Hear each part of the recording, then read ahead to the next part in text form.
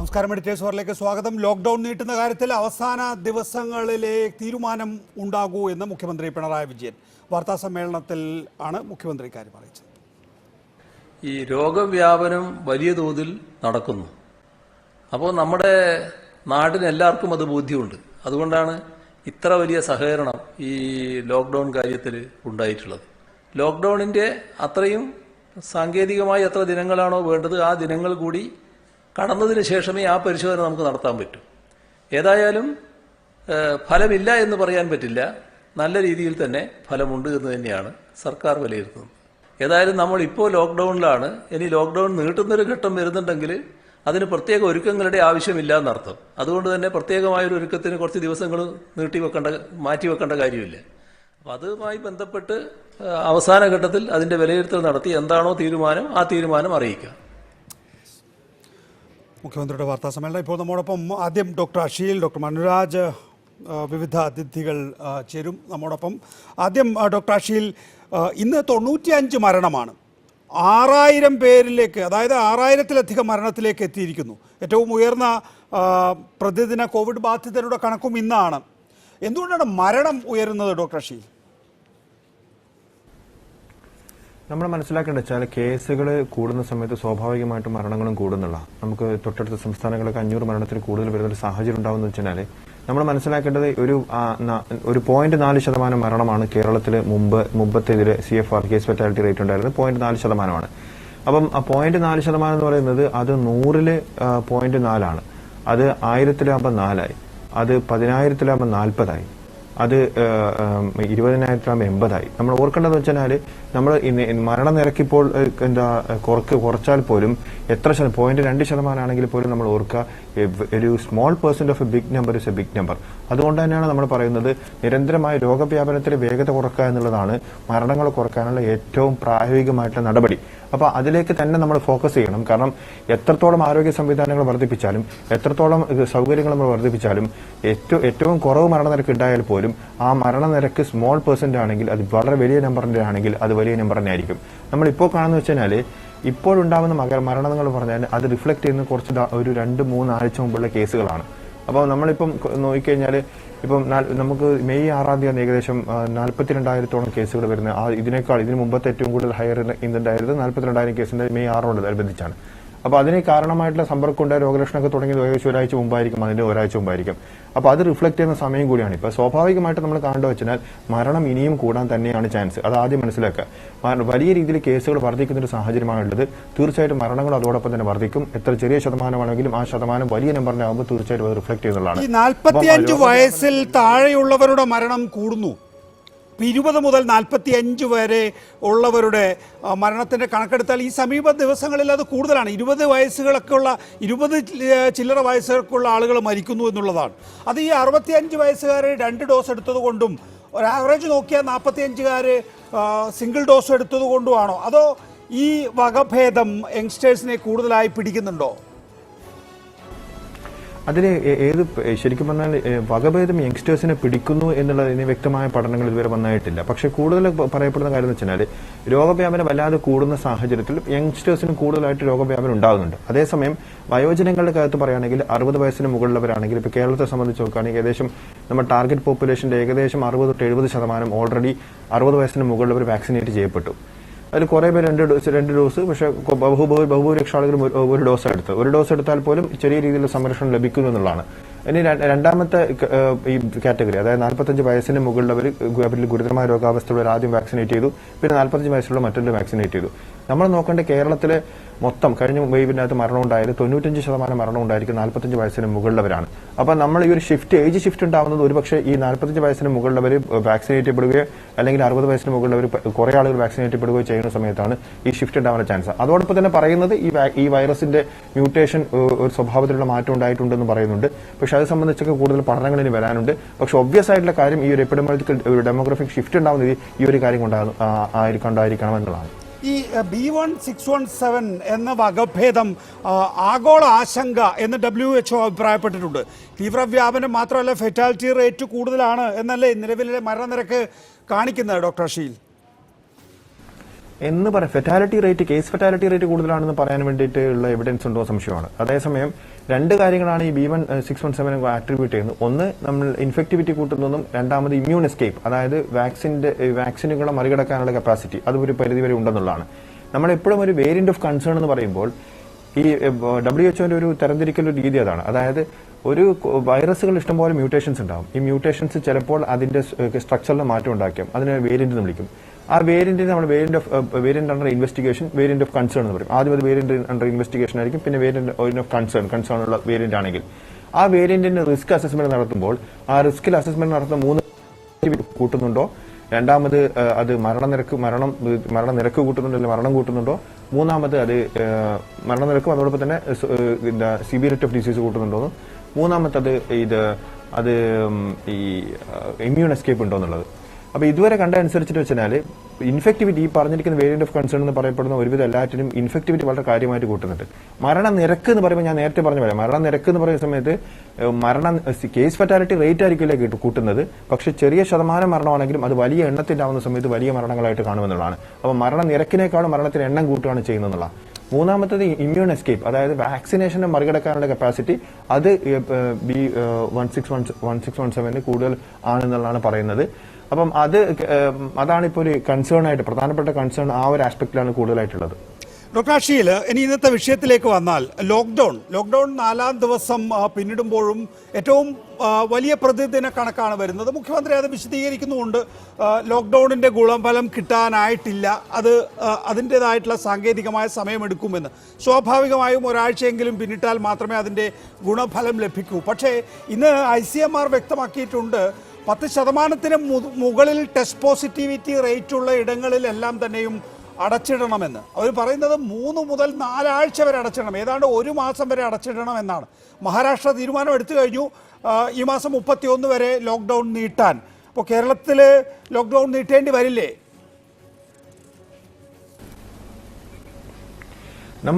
ഈ lockdown effect നമുക്ക് തുടങ്ങിയിട്ടില്ല. നമ്മൾ മനസ്സിലാക്കേണ്ട വെച്ചാൽ ഇന്ന് കൺഫേം ചെയ്യുന്ന കേസിന്റെ കാരണമായിട്ടുള്ള സമ്പർക്കം ഉണ്ടായിരിക്കുന്നത് ഒരു 7 തൊട്ട് 10 ദിവസം മുമ്പാണ്. നമ്മൾ ലോക്ക്ഡൌൺ തുടങ്ങിയ 5ാമത്തെ ദിവസമാണ്.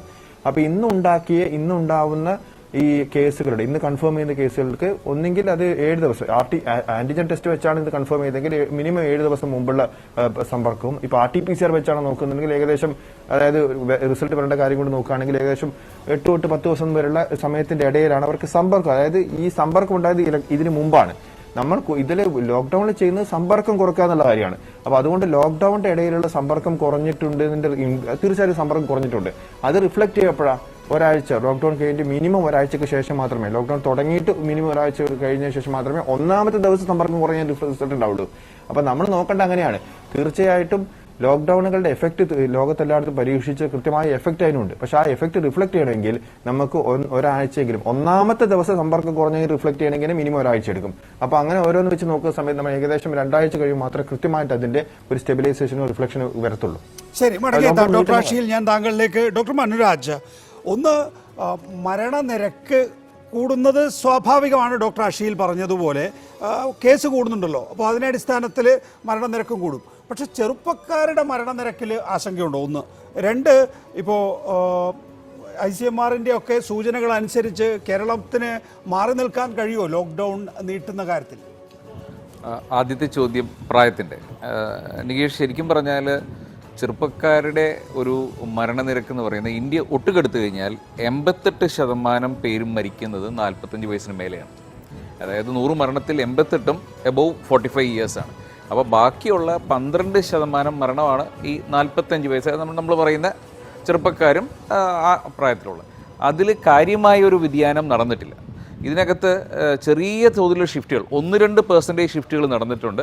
അതിൽ പല കാരണങ്ങളുണ്ട്. കാര്യം ആദ്യത്തെ വേവിൽ ആരും വാക്സിനേറ്റഡ് അല്ലായിരുന്നു. അപ്പോൾ അൺവാക്സിനേറ്റഡ് പോപ്പുലേഷനിൽ ഏറ്റവും പ്രായം കൂടിയവരായിരുന്നു മരിച്ചുകൊണ്ടിരുന്നത്.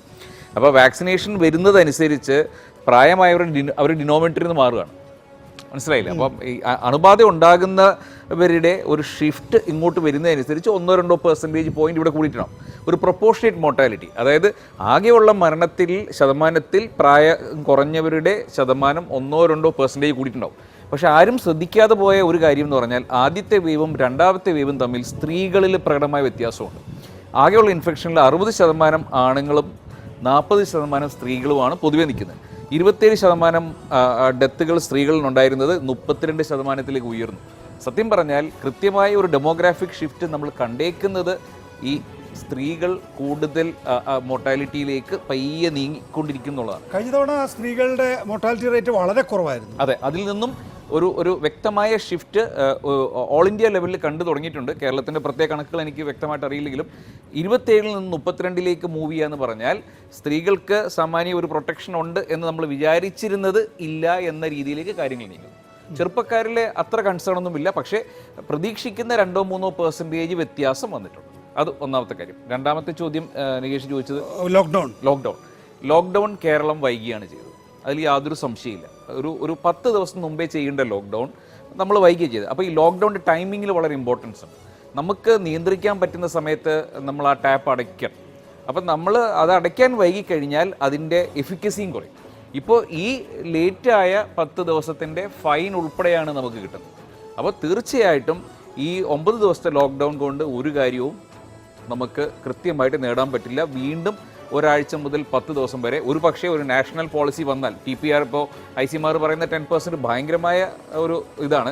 ഒരു 15% എടുത്താൽ പോലും കേരളം മൊത്തം അടച്ചിടേണ്ടി വരും. അപ്പോൾ കേരളത്തിനെ സംബന്ധിച്ചിടത്തോളം ഒരു നീണ്ട ലോക്ക്ഡൗൺ ഏതാണ്ട് 100% ഉറപ്പായി കഴിഞ്ഞു എന്ന് തന്നെ പറയും. ICMR പറയുന്നത് 10% മുകളിൽ TPR ഉള്ള 3 മുതൽ 4 ആഴ്ച വരെ അടച്ചിടണമെന്നാണ്.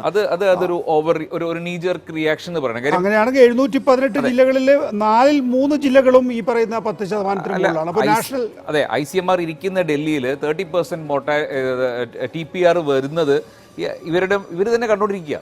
അപ്പോൾ ഏപ്രിൽ 17-ന് ശേഷം ഡൽഹിയിൽ TPR 20-ൽ താഴെ പോയിട്ടില്ലായിരുന്നു. മേലോട്ട് പോയി. ഇന്നലെ 17.8 അല്ല 18 താഴെ വന്നു. ഒരു മാസത്തോളം TPR 20-ന് മേലെ നോക്കിയിരുന്നപ്പോൾ അവിടെ തന്നെ ഇരുന്നാണ് ICMR ഇത് പറയുന്നത്. അപ്പോൾ അതിൽ തന്നെ ഒരു പാരഡോക്സ് ഇല്ലേ. എന്നിട്ട് ICMR പറയുന്നത് ഡൽഹി ഇന്ന് തുറക്കുകയാണെങ്കിൽ ഡിസാസ്റ്ററായി മാറുന്നതാണ്. DY ചന്ദ്രചൂഡിനടക്കം. അതെ, അത് ന്യായമായ ഒരു കാര്യമാണ്. കാര്യം വെളിയിൽ കാണുന്നതിനപ്പുറത്തേക്ക് അതിന്റെ ബാക്ക്ഡ്രോപ്പിൽ ഡൽഹിയിൽ നമ്മൾ കാണുന്ന പിക്ചറിനേക്കാളും ഭീകരമാണ് ഡൽഹിയിലെ ശരിക്കുള്ള അവസ്ഥയെന്ന് ഡൽഹിയിലുള്ള സുഹൃത്തുക്കൾ തന്നെ പറയുന്നത്. 10% ഉള്ള ജില്ലകൾ അടച്ചിടുക എന്ന് പറഞ്ഞാൽ 70% ഡിസ്ട്രിക്റ്റിൽ ഇന്ത്യയിൽ അടച്ചിടണം. ദാറ്റ്സ് ലൈക്ക് ഒരു കംപ്ലീറ്റ് ലോക്ക്ഡൗൺ. ഒരു 15% എന്ന് പറഞ്ഞാൽ കുറച്ചും കൂടി ഒരു റാഷണൽ ഉണ്ടാവും. TPR രാജ്യവ്യാപകമായ ലോക്ക്ഡൌണിനുള്ള സാധ്യത പോലും ഉണ്ടോ എന്നുള്ളതാണ് സത്യം. പക്ഷേ ആര് ആ വിളി എടുക്കും? ആരെങ്കിലും അതിന് ഉത്തരവാദിത്തം. അങ്ങനെ വേണ്ട എന്ന് മോദി സർക്കാർ തീരുമാനിച്ചുകൊണ്ടാണല്ലോ അത് ഇതുവരെ പ്രഖ്യാപിക്കാതെ. അത് സ്റ്റേറ്റുകൾക്ക് വിടുന്നതിന്റെ ഒരു ഗുണം എന്ന് പറഞ്ഞാൽ ഒരു ഫ്ലെക്സിബിലിറ്റി ഉണ്ട്. കറക്റ്റാണ്. അതിന്റെ ദോഷം എന്താണ്? ഓരോ സംസ്ഥാനങ്ങൾ സ്വയം തീരുമാനിച്ചു കഴിഞ്ഞാൽ അവിടെ ഒരു ബാലൻസ് കീപ്പ്. അപ്പോൾ ഒരു ടീം ലീഡർഷിപ്പിന്റെ ആവശ്യം അവിടെയുണ്ട്. അതുകൊണ്ടാണ് നമ്മൾ ലേറ്റ് ആയി പോയത്. കൃത്യം ICMRന്റെ നിർദ്ദേശത്തിനനുസരിച്ച് കേന്ദ്ര സർക്കാർ എടുക്കുന്ന ഒരു പ്രോംപ്റ്റ് ആയിട്ടുള്ള തീരുമാനം യഥാർത്ഥത്തിൽ ഈ ഘട്ടത്തിൽ ഉണ്ടായിട്ടില്ല. ഒരു ലാക്ക് ഓഫ് ഡിസിഷൻ അവിടെയുണ്ട്. ഡോക്ടർ പ്രവീൺ, ആ വിഷയത്തിൽ ഒരു പൂർത്തിയായ ചർച്ചയ്ക്ക് ശേഷം നമുക്ക് അടുത്ത ഘട്ടത്തിലേക്ക് കടക്കാം. ഒരു കംപ്ലീറ്റ് ലോക്ക്ഡൗൺ എന്ന നിലയിൽ കേരളം മുന്നോട്ട് പോകാണല്ലോ. 4 ദിവസം ഇങ്ങോട്ട് പ്രത്യേകിച്ച് ഗുണമുണ്ടായിട്ടില്ല, ഗുണമുണ്ടാകാനും പോകുന്നില്ല. പക്ഷേ ഇത് ഈ മാസം 31 വരെ നീട്ടേണ്ട സാഹചര്യം. ഇപ്പോൾ നാളെ ചെറിയ പെരുന്നാൾ, അത് കഴിഞ്ഞതിന് ശേഷം ഒരു 31 വരെ ലോക്ക്ഡൗൺ കുറച്ചുകൂടി ഇളവുകൾ നൽകി നീട്ടാനുള്ള സാധ്യത എത്രത്തോളമാണ്, അല്ലെങ്കിൽ അതിൻ്റെ അനിവാര്യത താങ്കൾ എങ്ങനെ കാണുന്നു ഡോക്ടർ പ്രവീൺ? അല്ലെ, നമ്മൾ ഇപ്പൊ ഈ ഇത്രയും നേരം പറഞ്ഞതുപോലെ തന്നെ ഈ ഒരു ചെറിയ കാലയളവ് നമ്മൾ ലോക്ക്ഡൗൺ കൊണ്ടൊരു ഗുണം കിട്ടണമെങ്കിൽ അത് നമ്മൾ നേരത്തെ ചെയ്തിരിക്കണം. അതൊരു മാസം 1.5 മാസം മുമ്പ്, 1 മാസം തുടങ്ങുന്ന കാലത്ത്. ഇപ്പോഴത്തെ ഒരു സ്റ്റേജിൽ ഇത്രയും ഒരു ഹൈ TPR റേറ്റും ഇത്രയും ഒരു ഹൈ സ്പ്രെഡും നിൽക്കുന്ന ഒരു സമയത്ത് നമ്മൾ ഒരു ഷോർട്ട് കാലയളവ് ലോക്ക്ഡൗൺ കൊണ്ട്, ഒരാഴ്ച ലോക്ക്ഡൗൺ കൊണ്ട് നമുക്ക് വലിയൊരു നേട്ടം കിട്ടാൻ സാധ്യത കുറവാണ്. പക്ഷേ നമ്മളിപ്പം പല സ്റ്റേറ്റുകൾ എടുക്കുകയാണെങ്കിലും അവരെല്ലാം ആദ്യം 1 ആഴ്ച പറഞ്ഞു, പിന്നെ പലരും 2 ആഴ്ചയാക്കി, പിന്നെ പലരും 3 ആഴ്ച വരെ നീട്ടി. അത് അവർ നോക്കിക്കൊണ്ട് ഓരോ പ്രാവശ്യവും ഓരോ വ്യത്യാസങ്ങൾ കാണുന്നതിനനുസരിച്ച് ആ TPR കുറയുന്നതിനനുസരിച്ച് അവർ നീട്ടി കൊണ്ടുപോകും. അപ്പം അതുപോലെ തന്നെ നമ്മുടെ കേരള ഗവൺമെന്റും ചെയ്യാനുള്ള സാധ്യത വളരെ ഹൈ ആണ്. അപ്പം നമുക്ക് ഈ ഒരാഴ്ച കൊണ്ട് ചെറിയൊരു നേട്ടം ചിലപ്പം കിട്ടിയാലായി. അപ്പം അതിനുശേഷം അത് നമ്മൾ ആ ഒരു നേട്ടം നിലനിർത്താനായിട്ട് നമുക്ക് എക്സ്റ്റെൻഡ് ചെയ്യാനായിട്ട് പ്രോബബ്ലി അനന്തരം ഒരു 1 or 2 more weeks അല്ലെങ്കിൽ ഒരു 3 weeks വരെ ഒന്ന് അതെ, ഒരുവിധം അറ്റ്ലീസ്റ്റ് ആദ്യത്തെ ചെറിയൊരു നേട്ടം ഉണ്ടായാൽ തന്നെയും അതിന്റെ ഒരു പൂർണ്ണ രീതിയിൽ ഫലപ്രാപ്തിക്ക് വേണ്ടി കേരളത്തിന് ലോക്ക്ഡൌൺ വേണ്ടി നീട്ടേണ്ട സാഹചര്യം ഉണ്ടാവും. ആദ്യത്തെ അറ്റ്ലീസ്റ്റ് ഒരു 1-2 ആഴ്ച ഇതേപോലെ തന്നെ കണ്ടിന്യൂ ചെയ്ത് പിന്നെ ഒന്ന് ഇളവ് കൊടുത്തുകൊണ്ടുള്ള ചെറിയ ലോക്ക്ഡൌണുകൾ കണ്ടിന്യൂ ചെയ്യുന്നതായിരിക്കും എപ്പോഴും നല്ലത്. ഡോക്ടർ അഷീൽ, കഴിഞ്ഞ ദിവസം KR ഗൗരിയമ്മ അതൊരു പബ്ലിക് ഡിസ്പ്ലേ ആയിരുന്നു. മുഖ്യമന്ത്രി ഇന്ന് വിശദീകരിക്കുകയും ചെയ്തു വൈകാരികമായ വിഷയങ്ങളിൽ ചിലപ്പോൾ ഇങ്ങനെയുള്ള വിട്ടുവീഴ്ചകൾ ഉണ്ടായേക്കും എന്ന്. നാളെ ചെറിയ പെരുന്നാളാണ്. ഇങ്ങനെയുള്ള വൈകാരികമായ വിഷയങ്ങൾ വരുന്നതിന് വിട്ടുവീഴ്ചകൾ ചെയ്യേണ്ടി വരുമ്പോൾ നമുക്ക് ലോക്ക്ഡൗൺ ഫലപ്രദമായി മുന്നോട്ട് കൊണ്ടുപോകാനാകുമോ? നമ്മൾ മനസ്സിലാക്കേണ്ട വെച്ചാൽ ഏതൊരു വൈകാരിക വിഷയങ്ങളാണെങ്കിലും നമ്മൾ ശ്രദ്ധിക്കേണ്ട ഒരു കാര്യം എന്ന് വെച്ചാൽ ഈ സമ്പർക്കം, ഇത് അവർ ചെയ്തു, ഇവർ ചെയ്തു, മറ്റവർ ചെയ്തു, അങ്ങനെ ചെയ്തു, ഇവർ രാഷ്ട്രീയ നേതാക്കൾ ഇങ്ങനെ ചെയ്യുന്നു, ഇവരങ്ങനെ ചെയ്യുന്നു, ഇങ്ങനെ ചെയ്യുന്നു എന്നുള്ള ന്യായങ്ങൾ നമുക്ക് പറയുന്നത് ഇത് എന്താണ് ഇവിടെ നമ്മൾ മനസ്സിലാക്കേണ്ടത്? ഇവിടെ ആരും ഒരു കോമ്പറ്റീഷൻ ഇല്ല ഇവിടെ, അത് മനസ്സിലാക്കണമെന്നില്ല. ഓരോരാളും ഓരോ കേസ് കുറയുക, ഓരോ സമ്പർക്കം കുറയാതെ പറഞ്ഞാൽ രോഗവ്യാപനം കുറയും. അത് നമ്മൾ കൃത്യമായിട്ട് മനസ്സിലാക്കുക. സമ്പർക്കം എന്ന് പറഞ്ഞു കഴിഞ്ഞാൽ ഇപ്പോൾ മരണത്തിന് തുല്യമാണ് എന്ന് ഓർക്കുക. അങ്ങനെ ആളുകൾ സമ്പർക്കം ഉണ്ടാവുന്ന സാഹചര്യം എന്ത് ഘട്ടത്തിലായാലും ഒഴിവാക്കണം എന്നുള്ളത് തന്നെയാണ്. അതിപ്പം നമ്മൾ ഇപ്പൊ പെരുന്നാളായി കഴിഞ്ഞാലും ഫ്യൂണറലായി കഴിഞ്ഞാലും ഏത് ചടങ്ങിനായിക്കും നമ്മൾ ഒഴിവാക്കണം. ഇവർ ചെയ്തു, അവർ ചെയ്തില്ല, മറ്റവർ ചെയ്തു, ഇവർ ചെയ്തില്ല, ഇവർ ചെയ്തു, ഇവർക്ക് എന്താ വേറെ നിയമമാണ്, അങ്ങനെ ഓരോ നമുക്ക് വേണ്ടി തർക്കിക്കാം, എത്ര നേരമാണെങ്കിൽ തർക്കിക്കാം. അതിനൊന്നും ഒരു ഇതുമില്ല. ആരും ചെയ്യാൻ പാടില്ല എന്ന് തന്നെയാണ് ഒരു ആരോഗ്യ പ്രവർത്തന രീതിയിൽ എന്റെ നിലപാട്, അല്ലെങ്കിൽ നമ്മൾ സംവിധാനങ്ങളുടെ നിലപാട് തന്നെയാണ്. എന്തിനായി കഴിഞ്ഞാലും പരമാവധി നമ്മൾ ആ സമ്പർക്കം കൊടുക്കുക തന്നെയാണ്. പക്ഷെ നമ്മൾ അത് ചെയ്തില്ല, ഇത് ചെയ്തില്ല പറഞ്ഞു നിൽക്കേണ്ട സാഹചര്യമല്ല. അവർ ചെയ്തില്ല, ഇവർ ചെയ്തില്ല എന്ന് പറയുന്ന സാഹചര്യമല്ല.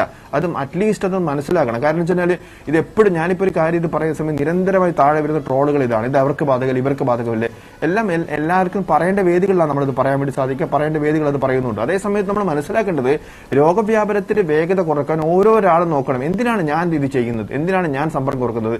അടിസ്ഥാനപരമായി എന്റെ ജീവൻ രക്ഷിക്കാനും എന്റെ കുടുംബത്തിന്റെ ജീവൻ രക്ഷിക്കാനും എന്റെ സമൂഹത്തിൽ ചുറ്റുള്ള ജീവൻ രക്ഷിക്കാനും വേണ്ടിയാണ് അടിസ്ഥാനം മനസ്സിലാക്കുക. അത് ആരോടും വെല്ലുവിളിക്കാൻ വേണ്ടിയല്ല, ആരോടും മത്സരിക്കാൻ വേണ്ടിയല്ല എന്നുള്ള അടിസ്ഥാനപരമായി മനസ്സിലാക്കേണ്ട ഒരു കാര്യമുണ്ടെന്നാണ് ഇതിൽ പറയാനുള്ളത്. ഡോക്ടർ അഷീൽ, 4,32,789 ഇന്ന് രോഗബാധിതരായി ചികിത്സയിലുള്ളത്. 3-4 ദിവസത്തിനുള്ളിൽ ഇതേ കണക്ക് തന്നെയാണ് മുന്നോട്ട് പോകുന്നതെങ്കിൽ, ലോക്ക്ഡൌൺ വന്നതിന് ശേഷം ഫലപ്രാപ്തി ഉണ്ടാകണമെങ്കിൽ നമ്മൾ 8 ദിവസമെങ്കിലും പിന്നിടണം എന്നുള്ളതാണല്ലോ നിഗമനം. അങ്ങനെയാണെങ്കിൽ 3-4 ദിവസത്തിനുള്ളിൽ 6 ലക്ഷം കടക്കാൻ പോവുകയാണ് രോഗബാധിതരുടെ നിരക്ക്. അങ്ങനെയാണെങ്കിൽ മുഖ്യമന്ത്രി ചൂണ്ടിക്കാണിച്ചതുപോലെ ഓക്സിജൻ ക്ഷാമം ഉണ്ടാകും. നമ്മളിപ്പോൾ സർജ് കപ്പാസിറ്റി ഇപ്പം നമ്മൾ മെയ് 15 വരെ 3-4 ദിവസത്തിനുള്ളിൽ നമ്മൾ ഒരു 6 ലക്ഷം പ്രതീക്ഷിക്കുന്നത് പറയുന്നത് 6 ലക്ഷം ആവണമെന്നല്ല അതിന് പറയുന്നത്. 6 ലക്ഷം പ്രതീക്ഷ അതിന് കണക്കായിട്ട് നമ്മൾ സർജ് കപ്പാസിറ്റി വർധന നടത്തുന്നത്.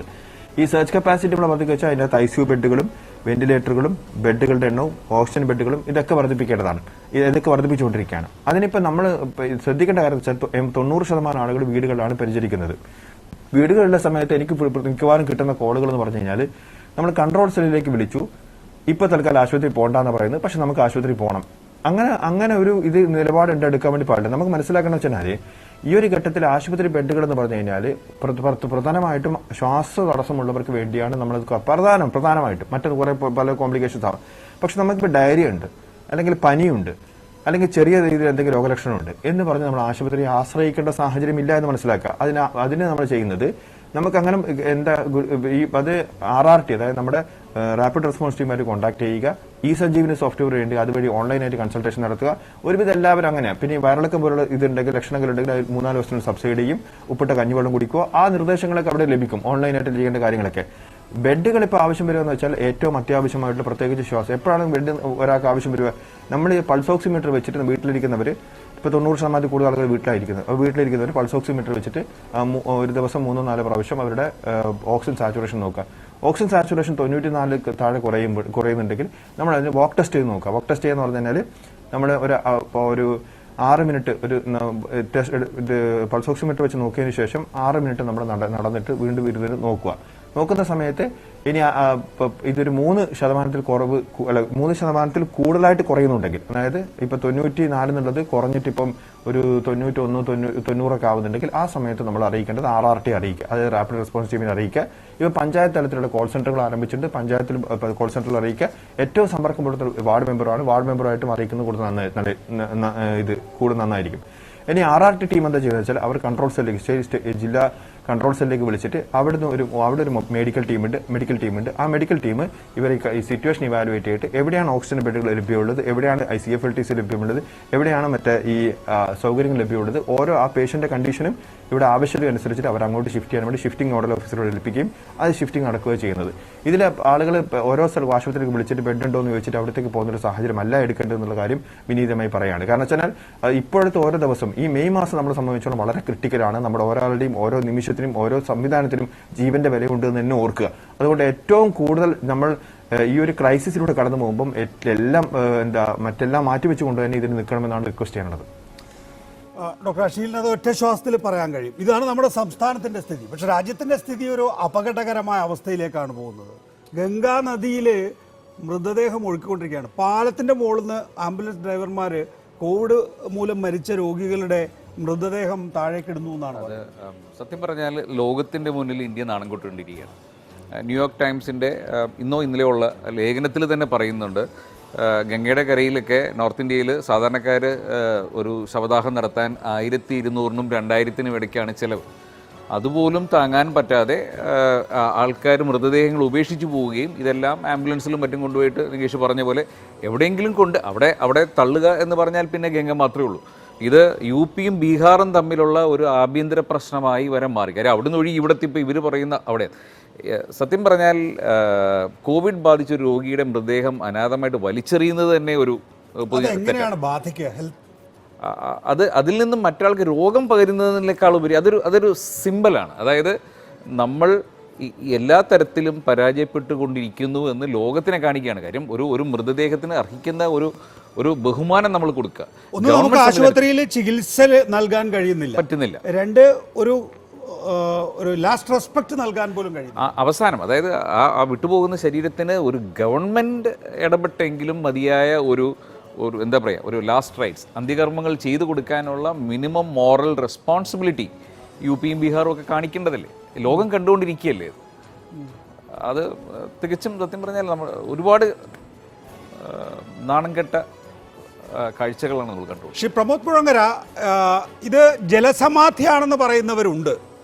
അതല്ല, നേരത്തെ ഡോക്ടർ മനുരാജ് ചൂണ്ടിക്കാണിച്ചതുപോലെ 1000 രൂപയ്ക്ക് ക്രിമേറ്റ് ചെയ്യാനുള്ള ശേഷിയില്ലാത്തത് കൊണ്ടാണ് എന്ന് പറയുന്നവരും.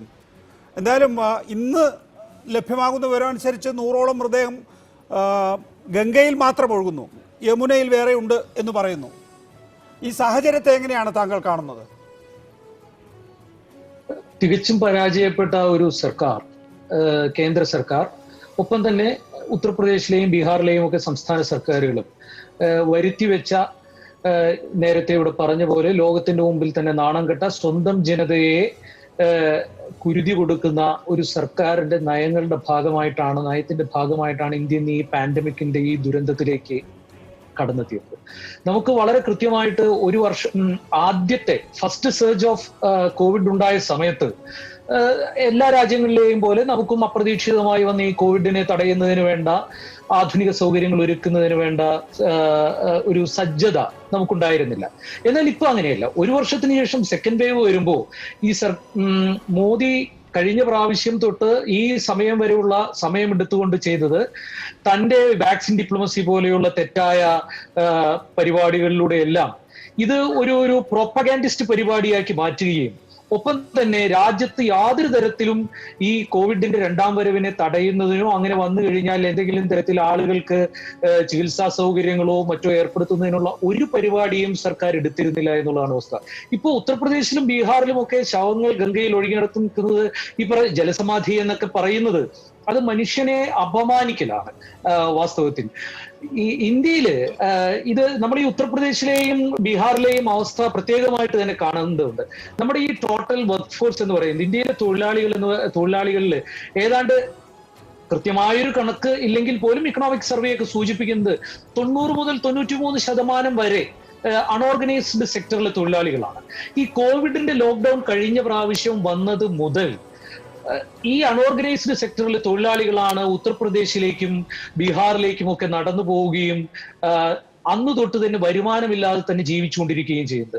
ഇങ്ങനെ കഴിഞ്ഞ ഏതാണ്ട് 1 വർഷമായി പാടെ തകർന്ന റൂറൽ ഇക്കോണമിയിൽ ജീവിക്കുന്ന ഈ മനുഷ്യരാണ് നഗരങ്ങളിൽ നിന്നും ഗ്രാമങ്ങളിലേക്ക് പടർന്ന ഈ പാൻഡമിക്കിന്റെ സെക്കൻഡ് വേവിൽ, കോവിഡിന്റെ സെക്കൻഡ് വേവിൽ മരിച്ചു വീഴുന്നതും ശവമടക്കാൻ പോലും പറ്റാതെ മൃതദേഹങ്ങൾ ഗംഗയിലേക്ക് ഒഴുക്കിവിടുന്നതും. ഇത് മൃതദേഹങ്ങൾ ഒഴുക്കിവിടുന്ന ഇവർ മാത്രമല്ല, ആംബുലൻസിൽ നിന്നും തെറിച്ചു പോകുന്ന ശവശരീരങ്ങൾ നമ്മൾ കണ്ടത്, മൃതദേഹങ്ങൾ നമ്മൾ കണ്ടത് ഡൽഹിയിലാണ്. അതായത് ഡൽഹിയിൽ ഇപ്പോ വിജു കൃഷ്ണനൊക്കെ കഴിഞ്ഞ ദിവസം പറയുകയായിരുന്നു, അതായത് ഡൽഹിയിൽ മൃതദേഹങ്ങൾ കത്തിക്കുന്നതിന് വേണ്ടി ശ്മശാനത്തിലെത്തുമ്പോൾ 1 ദിവസമൊക്കെ കാത്തിരുന്നാലാണ് ഇലക്ട്രിക് ക്രിമേറ്റോറിയത്തിൽ ഒരു സ്ലോട്ട് കിട്ടുന്നത്. നിങ്ങൾ സ്വയം ഈ മൃതദേഹത്തിന്റെ ചിത ദഹിപ്പിക്കാനുള്ള തയ്യാറെടുപ്പ് നടത്തുകയാണെങ്കിൽ നിങ്ങൾ തന്നെ വിറകെടുത്ത് ശവമെടുത്ത് അതിൽ വെച്ച് കത്തിക്കേണ്ട അവസ്ഥ വരികയാണ്. ഈ പാർക്കുകളിലും കനാലുകളുടെ അരികിലുമൊക്കെയാണ് ഡൽഹിയിലടക്കം. അതീവ ഗുരുതരമായ സാഹചര്യം. ദയവായി തുടരുക ശ്രീ പ്രമോദ്. ശ്രീ രാഹുൽ ഈശ്വർ, നമ്മൾ 2 തരത്തിൽ കാണുന്നു. ഒന്ന്, മൃതദേഹം ആംബുലൻസ് ഡ്രൈവർമാർ പാലത്തിൻ്റെ മുകളിൽ നിന്ന് ഗംഗയിലേക്ക് എടുത്തെറിയുന്നു എന്നുള്ളത്. 2, ഇത് ക്രിമറ്റോറിയത്തിൽ ഏൽപ്പിച്ചാൽ അവരെ സംബന്ധിച്ചിടത്തോളം ഈ സ്ലോട്ടുകൾ കൂടുതൽ ഉള്ളതുകൊണ്ട് പകുതി വെന്ത ബോഡി ഉണ്ടല്ലോ അതെടുത്ത് പുഴയിലേക്ക് തള്ളുന്നു, ഗംഗയിലേക്ക് തള്ളുന്നു എന്നുള്ളതാണ്. 20,000 കോടി ഉപയോഗിച്ച് ഗംഗ ശുദ്ധീകരിക്കുന്നതിന് വേണ്ടിയുള്ള പദ്ധതി മുന്നോട്ട് പോയിക്കൊണ്ടിരിക്കുമ്പോഴാണ് ഈ പരിപാടി നമ്മൾ നടത്തിക്കൊണ്ടിരിക്കുന്നത്. രണ്ടാം ലോക മഹായുദ്ധത്തിന് ശേഷം ലോകം കണ്ട ഏറ്റവും വലിയ വിപത്തുകളിൽ ഒന്നിലൂടെയാണ് നമ്മൾ കടന്നു പോകുന്നത്. ഏകദേശം ഒരു 6-7 മാസം മുമ്പ് ഈ കാണുന്ന രീതിയിൽ ഒരു സെക്കൻഡ് വേവ് ഓഫ് കോവിഡ് വരുമെന്നും അത് ഇത്രയും രൂക്ഷമാകുമെന്നും ഡോക്ടർ സമൂഹമോ അല്ലെങ്കിൽ ഗവൺമെന്റോ അല്ലെങ്കിൽ ഇന്റലക്ച്വൽസോ ആരെങ്കിലും പറഞ്ഞതായി അറിയില്ല. ഒരുപക്ഷെ അങ്ങനെ അറിഞ്ഞിരുന്നെങ്കിൽ കേരളം അടക്കമുള്ള ഇലക്ഷൻസിന് കുറച്ചുകൂടെ ോടുകൂടി പ്രവർത്തിക്കാനും എല്ലാ സ്ഥലങ്ങളിലെ എല്ലാ തരത്തിലുള്ള ഫെസ്റ്റിവലിനും പ്രവർത്തിക്കാൻ ആൾക്കാർ കഴിയുമായിരുന്നു. ഒരു വിഷയം വരുമ്പോൾ പരസ്പരം പഴിചാരാതെ ഏതെങ്കിലും ഒരു ഗവൺമെന്റിന്റെ നയവൈകല്യമാണോ കോവിഡ് ഇത്രയും കൂടുന്നത്? അങ്ങനെയാണെങ്കിൽ കേരളത്തിൽ നേരത്തെ പറഞ്ഞ മാന്യദേഹത്തിന്റെ താല്പര്യമുള്ള ഒരു ഗവൺമെന്റ് അല്ലേ ഇരിക്കുന്നത്? കേരള ഗവൺമെന്റിന്റെ നയവൈകല്യം മൂലമാണോ കേരളത്തിൽ ഇത്രയും കോവിഡ് വരുന്നത്? അപ്പം കോവിഡ് പോലൊരു പ്രശ്നത്തിൽ ഒരുമിച്ച് നിൽക്കാനും കക്ഷി രാഷ്ട്രീയ ഭേദമന്യേ ഈ വിഷയം ടാക്കിൾ ചെയ്യാനും നമ്മൾ നോക്കണം. ഒരു കാര്യം സത്യമാണ്, ന്യൂയോർക്ക് ടൈംസ് മാത്രമല്ല BBC, CNN അടക്കമുള്ള അന്താരാഷ്ട്ര മാധ്യമങ്ങളിൽ ഗംഗയിൽ ഒഴുകി നടക്കുന്ന മൃതശരീരങ്ങളെ കുറിച്ച് വളരെ വിശദമായി തന്നെ വന്നിരുന്നു. അതൊക്കെ നമുക്ക് നാണക്കേടല്ല, നമ്മുടെ ദുരിതാവസ്ഥ കാണിക്കുന്നതാണ്. ഇവിടെ നാണക്കേടിന്റെ പ്രശ്നമല്ല, ജീവന്റെ പ്രശ്നമുള്ളപ്പോൾ നാണക്കേടെന്ന് പറയുന്നതിൽ അർത്ഥമില്ല. അപ്പോൾ ഇന്ത്യ ഏതെങ്കിലും തരത്തിൽ ഏറ്റവും കൂടുതൽ നമ്മളാണ് ഈ സെക്കൻഡ് വേവിൽ ഹിറ്റായിട്ടുള്ളത്.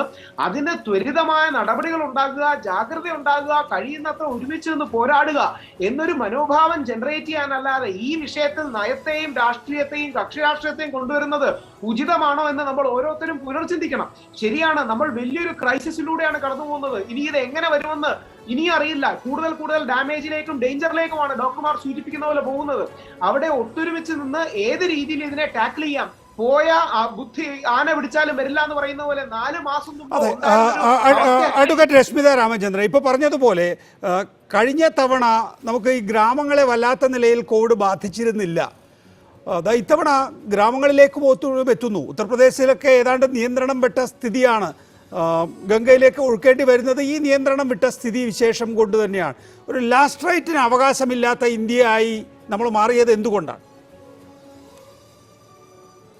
ശരിക്കും വളരെ സങ്കടം തോന്നാണ്. കഴിഞ്ഞ ആഴ്ച നമ്മൾ ഇതുപോലെ ഇരുന്ന് ചർച്ച ചെയ്തത് എങ്ങനെയാണ് മനുഷ്യരുടെ ജീവൻ നിലനിർത്താവുന്നതാണ്. ഈ ആഴ്ച ആയപ്പോഴേക്ക് എങ്ങനെയാണ് ആളുകൾക്ക് മാന്യമായ ഒരു ശവസംസ്കാരമെങ്കിലും ഉണ്ടാവുക എന്നുള്ള അവസ്ഥയിലേക്ക് നമ്മൾ എത്തിയിട്ടുണ്ട്.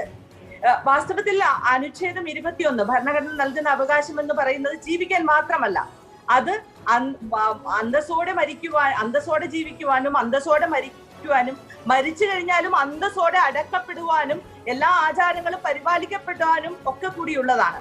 അതുകൊണ്ടാണ് കഴിഞ്ഞ വർഷം സെപ്റ്റംബർ മാസം 16-ാം തീയതി നമ്മുടെ മലയാളിയായ ചീഫ് ജസ്റ്റിസ് ശ്രീ തോട്ടത്തിൽ ബി രാധാകൃഷ്ണൻ ഇരുന്ന കൽക്കട്ട ഹൈക്കോടതി Vineet Riya versus secretary West Bengal എന്ന് പറയുന്ന കേസിൽ പറഞ്ഞത് കോവിഡ് മാനദണ്ഡങ്ങളൊക്കെ പാലിച്ചുകൊണ്ട്, കോവിഡിന്റെ എല്ലാ പ്രോട്ടോകോളും പാലിച്ചുകൊണ്ട് കോവിഡിൽ മരണപ്പെടുന്ന ആളുകൾക്ക് വേണ്ടിയിട്ടുള്ള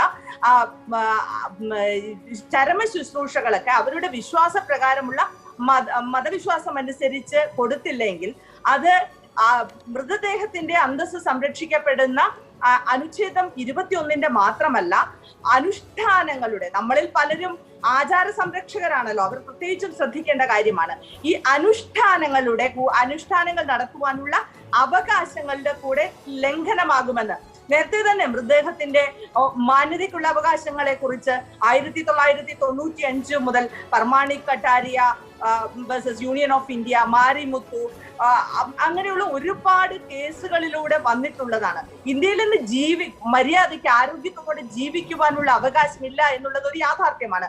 മരിക്കുവാനുമില്ല എന്ന് നാം മനസ്സിലാക്കുന്നു. ഈ മരിക്കുമ്പോൾ ഈ മൃതദേഹമൊക്കെ വലിച്ചെറിയുന്നത് എവിടെയാണ്? അല്ലെങ്കിൽ തന്നെ ഓർക്കണം, ഈ മാ ഗംഗ എന്ന് പറഞ്ഞുകൊണ്ടാണ് നമ്മുടെ പ്രിയപ്പെട്ട പ്രധാനമന്ത്രി 2014 ബനാറസിൽ നിന്ന് വാരണാസി മണ്ഡലത്തിൽ നിന്ന് വിജയിച്ചു വന്നത്. ഈ മാ ഗംഗയിൽ 500 കോളിഫോം ബാക്ടീരിയയാണ് 100 ml വെള്ളത്തിൽ ഉണ്ടാവേണ്ടതെങ്കിൽ അത് 32 തൊട്ട് 68 മില്യൺ വരെയാണുള്ളത്. പല വിദേശ യാത്രാ ഏജൻസികളുടെ വെബ്സൈറ്റ് നോക്കിയാൽ കാണാം, ഈ ഗംഗയിലെ വെള്ളത്തിൽ ഇറങ്ങരുത്. കാരണം എന്താന്ന് വെച്ചാൽ മൃതശരീരം അവിയുന്ന വെള്ളത്തിൽ നിന്നാൽ ഹെപ്പറ്റൈറ്റിസ് പോലെയുള്ള മാരക രോഗങ്ങൾ ഉണ്ടാകുമെന്ന് മുന്നറിയിപ്പ് തന്നെ കൊടുത്തിട്ടുണ്ട്. അത് അന്നത്തെ കാലത്ത് തന്നെ ഈ ചില വിശ്വാസങ്ങളുടെ പേരിൽ ഗർഭിണികളുടെയും കുഞ്ഞുങ്ങളുടെയും ഒക്കെ മൃതദേഹം അവിടെ ദഹിപ്പിക്കത്തില്ലായിരുന്നു. മണികർണിക ഘാട്ടിലൊന്നും ദഹിപ്പിക്കത്തില്ല. അപ്പൊ ദഹിപ്പിക്കാതെ വരുമ്പോ എന്ത് ചെയ്യും? ആളുകൾക്ക് ഇത് വെച്ചുകൊണ്ടിരിക്കാൻ പറ്റില്ല. ഘോരികൾ എല്ലാ സമയവും മൃതദേഹം ഭക്ഷിക്കാനൊന്നും വരുന്നില്ല, കാനബോളിസം ഉള്ളവരുമില്ല. അവരെന്ത് ചെയ്യും? പാവപ്പെട്ട മനുഷ്യരെടുത്ത് ഈ ഇതൊക്കെ അനുഷ്ഠാനങ്ങളൊക്കെ കഴിഞ്ഞതിന് ശേഷം എടുത്ത് ഗംഗയിലേക്ക് ഒഴുക്കുകയാണ് ചെയ്യുന്നത്. ആ വെള്ളം പോലും സേഫ് അല്ല എന്ന് പറയുമ്പോഴാണ് ഈ 33 നടത്തുമെന്ന് 10,000 ട്രക്ക് ലോഡ് ഓളം വരുന്ന സീവേജുകൾ വിസർജിക്കുന്ന ആ വെള്ളത്തിലേക്ക് മനുഷ്യ മൃതദേഹങ്ങൾ, അത് എങ്ങനെയുള്ള മനുഷ്യ മൃതദേഹമാണ്? കോവിഡ് ബാധിച്ചവരുടെ മൃതദേഹമാണ്. ഒന്ന് ആലോചിച്ചു നോക്കൂ. അത്യാസന്ന നിലയിലായി പോകുന്ന രോഗിയെ രക്ഷിക്കുവാനായി 2 പേർ രോഗിയെ ആശുപത്രിയിലേക്ക് ബൈക്കിൽ കൊണ്ടുപോകേണ്ടി വരുന്ന ശാസ്ത്രീയമല്ല അത്. എങ്കിൽ പോലും നിവൃത്തികേട് കൊണ്ടുണ്ടായ സാഹചര്യത്തെ പോലും വിമർശിച്ചവർ ഇന്ന് പറയുന്നത് സഹകരിക്കുകയല്ലേ വേണ്ടതെന്നാണ് പറയുന്നത്. ഈ ഒരു അവസ്ഥ ഉണ്ടായപ്പോൾ ഇവിടെ ഒരു ക്രിമറ്റേറിയം ഉണ്ടായി. ക്രിമറ്റേറിയം കേരളത്തിൽ ശാസ്ത്രീയമായി ഉണ്ടാക്കിയത് നമ്മുടെ ബഹുമാനപ്പെട്ട മേയർ അറിയിച്ചപ്പോൾ അതോടനെ തന്നെ ശവദാഹത്തിനുള്ള മുറവിളി കൂട്ടലാണെന്ന് പറഞ്ഞു. ഓരോന്നും കാൽക്കുലേറ്റ് ചെയ്ത് ഈ വരുന്ന രോഗത്തിന്റെ മാരകാവസ്ഥയൊന്നും നമുക്ക് ആർക്കും അറിയില്ല. പക്ഷെ അത് മുൻകൂട്ടി കാണുവാൻ കഴിവുള്ള ആളുകളെ അറിയിക്കുമ്പോൾ അതിനെ ഏറ്റവും അധികം അപഹസിച്ച കൂട്ടരാണ് പറയുന്നത് ഇപ്പൊ സഹകരണം വേണമെന്ന്. ഇനി ഓക്സിജൻ ഇല്ല, അല്ലെങ്കിൽ ചിതയൊരുക്കാനുള്ള സൗകര്യമില്ല എന്ന് നമ്മൾ ഉത്തർപ്രദേശിൽ പറയുകയാണെങ്കിൽ യോഗി ആദിത്യനാഥ് എന്താണ് പറഞ്ഞത്? നിങ്ങൾക്കെതിരെ നടപടിയെടുക്കും, ജയിലിൽ പിടിച്ചിടും, വസ്തുക്കൾ ജപ്തി ചെയ്യുമെന്നാണ് പറഞ്ഞത്. നിങ്ങൾ സംഭ്രാന്തി കൂട്ടരുതെന്നെങ്കിലും നമ്മുടെ കേരള മുഖ്യമന്ത്രി പിണറായി വിജയൻ പറഞ്ഞിരുന്നുവെങ്കിൽ ഇവിടെ എന്തായിരുന്നതിന്റെ അവസ്ഥ? അപ്പോ തന്നെ ഇരട്ടച്ചങ്കനല്ലേ, അങ്ങനെയല്ലേ, ഇങ്ങനെ പറയാമോ, ജനാധിപത്യം ധ്വംസിച്ചു, മുണ്ടെടുത്ത മുസാളിനി എന്നൊക്കെയുള്ള 100 കണക്കിന് ജനാധിപത്യ വിരുദ്ധമായ പദങ്ങൾ കൊണ്ട് അദ്ദേഹത്തെ അഭിഷേകം ചെയ്തേനെ. ഇവിടെ കേരളത്തിൽ ഈ ലോക്ക്ഡൌൺ ഒക്കെ കഴിഞ്ഞ പ്രാവശ്യം പ്രഖ്യാപിച്ചപ്പോൾ പല വിധത്തിലുള്ള ഉത്സവം വന്നു എന്ന് പറഞ്ഞു. ഈ ചെറിയ പെരുന്നാളാണ് നാളെ വരുന്നത്. കഴിഞ്ഞ വർഷം ചെറിയ പെരുന്നാൾ സമയത്ത് കേരളത്തിൽ ഉണ്ടായിരുന്ന ഒരു വ്യക്തിയാണ് ഞാൻ. ഒരാളും ലോക്ക്ഡൌണിൽ ഒരു പ്രശ്നവും ഉണ്ടാക്കിയില്ല. എല്ലാവരും വീട്ടിനകത്തിരുന്ന് വളരെ ആത്മീയമായി തന്നെ സെലിബ്രേറ്റ് ചെയ്ത ഒരു ഫെസ്റ്റിവൽ ആയിരുന്നു അതെന്ന് എനിക്ക് ഉത്തമ ബോധ്യമുണ്ട്. നാളെയും ഇപ്പൊ അത് തന്നെ സംഭവിക്കുവാൻ പോകുന്നുള്ളൂ. പക്ഷെ ഇങ്ങനെയൊക്കെ സംയമനം വേണമെന്ന് പറയുന്നവരാരും കുംഭമേള നടത്തിയപ്പോ ഒന്നും പറഞ്ഞില്ല. ഇവിടെ ലോക്ക്ഡൌൺ പ്രഖ്യാപിച്ചത് വളരെ വൈകിപ്പോയി എന്ന് പറയുന്നവർ ഓർക്കണം, ഇലക്ഷൻ കമ്മീഷനെയാണ് കുറ്റം പറയേണ്ടത്. ഇലക്ഷൻ കമ്മീഷനെ കൊലപാതകത്തിന് നിങ്ങൾക്കെതിരെ കേസെടുക്കുമെന്ന് പറഞ്ഞപ്പോൾ ഇലക്ഷൻ കമ്മീഷൻ കരഞ്ഞു വിളിച്ച് സുപ്രീം കോടതിയിൽ ചെന്ന് പരാതി പറഞ്ഞപ്പോ സുപ്രീം കോടതി പറഞ്ഞതിൽ വാസ്തവമൊക്കെ ഇല്ലേ? അതൊരു ബാക്ക് പിൽ പോലെ, അതായത് നിങ്ങൾക്ക് ഇഷ്ടമില്ലെങ്കിലും കയ്പുള്ള ഒരു ഗുളിക പോലെ നിങ്ങൾ അങ്ങ് വിഴുങ്ങി കാര്യങ്ങളൊക്കെ ശരിയാക്കൂ എന്നാണ് പറഞ്ഞത്. ഇന്ന് അലഹബാദ് ഹൈക്കോടതി പറഞ്ഞിട്ടുണ്ട്. ഇന്ന് എന്റെ വീട്ടില് ഈ കഴിഞ്ഞ ആഴ്ചയാണ് എന്റെ വീട്ടില് ഈ വസ്ത്രങ്ങള് ഇസ്തിരി ഇടാൻ വരുന്ന ആള് മരിച്ചുപോയി എന്നുള്ള വാർത്ത കിട്ടിയത്. എങ്ങനെയാണ് മരിച്ചത്? അവിടുത്തെ പഞ്ചായത്ത് തെരഞ്ഞെടുപ്പായിരുന്നു ഉത്തർപ്രദേശില്. അവിടെ നിന്ന് വോട്ട് ചെയ്യാനുള്ള ആളുകൾക്ക് വണ്ടിക്കൂലിയൊക്കെ കൊടുത്ത് അങ്ങോട്ടേക്ക് വിളിക്കും. പക്ഷെ യാതൊരു സുരക്ഷ കോവിഡ് മാനദണ്ഡങ്ങളും ഒന്നും പാലിച്ചുകൊണ്ടല്ല ചെയ്യുന്നത്. ഈ യാത്രക്കിടയിൽ അവിടെ ചെന്നിട്ടുള്ള ആൾക്കൂട്ടത്തിൽ അവര് കോവിഡ് ബാധിച്ച് മരിക്കുകയായിരുന്നു ചെയ്തത്. തൊട്ട് ദിവസവും നമ്മൾ കാണുന്ന ഒരു മനുഷ്യൻ യാത്ര പറഞ്ഞു പോയിട്ട് പിന്നീട് അയാൾ മരിക്കുകയായിരുന്നു എന്ന് അറിയുന്ന ഒരു ഷോക്കിംഗ് അവസ്ഥയുണ്ടല്ലോ, അതൊക്കെ ഭയങ്കരമാണ്. അപ്പോൾ ഇവിടെ എന്തുകൊണ്ടാണ്, എവിടെയാണ് റംസാൻ ആഘോഷിച്ചത്? നമ്മുടെ ആഭ്യന്തരമന്ത്രി എന്തൊരു വിഡിത്തമാണ് പറഞ്ഞത്, കുംഭമേളയും റംസാനും ഒക്കെ എന്നാണ് ആഘോഷിച്ചത്. അപ്പോൾ പറയുമ്പോഴും കുറ്റം ചാരുമ്പോൾ പോലും മറ്റൊരു കമ്മ്യൂണിറ്റിയെ കൂടെ കൂട്ടുപിടിക്കുന്ന വിഷലിപ്തമായ നാവുകളുള്ളവരെ പിന്താങ്ങുന്ന ആളുകൾ പറയുകയാണ് ഇതൊരു വലിയൊരു സംഭവമല്ലേ, നമുക്കിത് ചെയ്യാൻ. കഴിഞ്ഞ പ്രാവശ്യം ഈ PSC നിയമന വിവാദത്തിന്റെ പേരിൽ കേരളം മുഴുവൻ എത്ര പേര് ഈ സംഘപരിവാർ സംഘടനകളടക്കം അക്രമം ഒഴിച്ചുവിട്ടില്ലേ? ഞാൻ മടങ്ങിയെത്താം അഡ്വക്കേറ്റ്, ഞാൻ അഡ്വക്കേറ്റ് രശ്മിതയിലേക്ക് മടങ്ങിയെത്താം. ശ്രീ രാഹുൽ ഈശ്വർ, ഇവിടെ പ്രശ്നം പണമില്ലാത്തത് എന്നുള്ള നിലയിലല്ല, ഗവൺമെൻറ് സപ്പോർട്ട് ചെയ്യുന്നു എന്നുള്ള നിലയിൽ മാത്രമല്ല. നോക്കൂ, ഇന്ത്യയുടെ റൂറൽ ഇന്ത്യയുടെ യഥാർത്ഥത്തിൽ അവരുടെ ഒരു ചിന്താഗതിയുടെ അവസ്ഥയാണ് ഈ ജൽസമാധി എന്നോ ജൽപ്രവാഹം എന്നോ പറയുന്നതിനാണ് ഒപ്പം തന്നെ നമ്മൾ കൂട്ടി വായിക്കേണ്ടതാണ്. ഉത്തർപ്രദേശിൽ ഈ തവണയാണല്ലോ ഉത്തർപ്രദേശിൽ വലിയ നിലയിൽ കോവിഡ് വ്യാപനം ഉണ്ടായിരിക്കുന്നത്. ആളുകൾ എന്താ ചെയ്യുന്നതെന്നറിയോ? ആൽമരത്തിൻ്റെ ചുവട്ടിലേക്ക് പോവുക എന്നുള്ളതാണ്. എന്നിട്ട് അവിടെ ഇരുന്നാൽ ഓക്സിജൻ്റെ കുറവുണ്ടാകില്ല എന്നുള്ളതാണ്. ചാണകത്തിൽ കുളിക്കുകയാണ്. എത്ര ദൃശ്യങ്ങളാണ് നമുക്ക് ഓരോ ദിവസവും കാണാൻ കഴിയുന്നത്. ചാണകത്തിൽ കുളിച്ചാൽ കോവിഡ് വരില്ല എന്നുള്ളതുകൊണ്ട് ഇതൊരു അവസ്ഥയാണ്, ഇതൊരു രോഗമാണ്. രാഹുൽ, രണ്ട് കാര്യങ്ങളാണ് സാർ. ഒന്ന്, രശ്മിത മാഡം പറഞ്ഞതിന്റെ കാര്യം, ശ്രീ DY ചന്ദ്രചൂഡിനെ പോലെ വളരെ പ്രമുഖനായ ഒരു ലിബറൽ ജഡ്ജി തന്നെ ഇലക്ഷൻ കമ്മീഷനെ കുറിച്ച് പറഞ്ഞ വാക്കുകൾ, അവരുടെ വികാരം ഞാൻ മനസ്സിലാക്കുന്നു. ഞാനാണ് ജഡ്ജിയെങ്കിൽ ഞാൻ അത്തരത്തിലുള്ള ഒരു പരാമർശം നടത്തുമായിരുന്നില്ല. ചില കാര്യങ്ങൾ ഇനപ്രോപ്രിയേറ്റ് ആണ്. എല്ലാവർക്കും മോഡറേഷൻ വേണം, അഥവാ എല്ലാവർക്കും മിതത്വം വേണം. ഇങ്ങനെയും കൂടി സുപ്രീം കോടതി പറഞ്ഞു എന്ന വസ്തുത നമ്മൾ മനസ്സിലാക്കാതെ ഇരിക്കരുത്. രണ്ട്, നമ്മുടെ നാട്ടിൽ സാർ വ്യത്യസ്ത ചിന്താഗതിക്കാരില്ലേ. മാത്രമല്ല നമ്മൾ പലപ്പോഴും ചെയ്യുന്ന പലരും ചെയ്യുന്നത് സോഷ്യൽ മീഡിയയിൽ എതിർപക്ഷത്തിന്റെയോ തങ്ങൾക്ക് അനുകൂലമായി നിൽക്കാത്ത പക്ഷത്തിന്റെയോ ആൾക്കാർ പറയുന്ന ഏറ്റവും മോശകരമായ കമന്റ് എടുത്ത് മനസ്സിൽ വെച്ച് മറ്റൊരു അവസരം വരുമ്പോൾ ഒരു പ്രതികാര ബുദ്ധിയോടെ തിരിച്ചു പറയുന്നതിനൊന്നും ഒരു സ്റ്റേറ്റ്സ്മാൻഷിപ്പ് എന്നോ സ്റ്റേറ്റ് ക്രാഫ്റ്റ് എന്നോ പറയാൻ കഴിയില്ല. അങ്ങ് പറഞ്ഞ പ്രധാനപ്പെട്ട ഒരു കാര്യം, നോർത്ത് ഇന്ത്യയിൽ വിശിഷ്യ പശുവുമായി ബന്ധപ്പെട്ട് ധാരാളം വിശ്വാസങ്ങളുണ്ട്. ആ പശുവുമായി ബന്ധപ്പെട്ട് വിശിഷ്യ ചില കാര്യങ്ങൾ പശുവിന്റെ ദിവ്യമാണെന്നോ അതിന് ക്യൂറിംഗ് ഇഫക്ട്സ് ഉള്ള പറയുന്ന ആൾക്കാരുണ്ട്. അത്തരത്തിലുള്ള സങ്കല്പങ്ങൾ ഉണ്ടാകാം. അതൊന്നും മുഖ്യധാരയിലേക്ക് വരുന്ന കാര്യങ്ങളല്ല. ഏതാനും ചെറിയൊരു കൂട്ടം ആൾക്കാർ ചെയ്യുന്ന കാര്യങ്ങളെ പർവ്വതീകരിച്ച് അതാണ് ഇന്ത്യയിലെ മുഴുവൻ സൊല്യൂഷൻ എന്നൊന്നും പറയുന്നതിൽ അർത്ഥമില്ല. വ്യത്യസ്ത ബ്രാഞ്ചുകൾ വ്യത്യസ്ത രീതിയിലുള്ള സാധാരണക്കാരല്ല പറയുന്നത്, കേന്ദ്രമന്ത്രിമാരും BJPയുടെ MP-മാരും ഒക്കെയാണ് പറയുന്നത്. ആരും അങ്ങനെ ഏതെങ്കിലും ഒരു വ്യക്തി അങ്ങനെ ചാണകത്തിൽ എന്തെങ്കിലും ചെയ്താൽ കൊറോണ മാറും എന്നൊക്കെ പറയുകയാണ്. 1-2% ആൾക്കാർ പറയാം. ഒരുപക്ഷെ അങ്ങേക്ക് അറിയാവുന്നതുപോലെ നമുക്ക് എല്ലാം അറിയാവുന്ന പോലെ ഉത്തരേന്ത്യയുടെ മനസ്സിൽ ഞാനടക്കമുള്ളവർ ഗോമാതമായി കാണുന്ന പശുവിന് ഒരു ദിവ്യമായ സ്ഥാനം കൊടുക്കുന്നുണ്ട്. ഗാന്ധിജി അടക്കമുള്ള ഒരുപാട് പേർ വളരെ വിശ്വസിച്ച ഒരു സങ്കല്പമാണ്. പക്ഷേ കൊറോണയുടെ ഒരു സമയത്ത് ഡോക്ടർമാരുടെ വാക്കുകൾ തന്നെയാണ് കേൾക്കുന്നത്. നമ്മുടെ രാജ്യം പോകുന്നത് തന്നെ ഡോക്ടർമാരുടെ വാക്കുകൾ കേട്ടോണ്ടല്ലേ.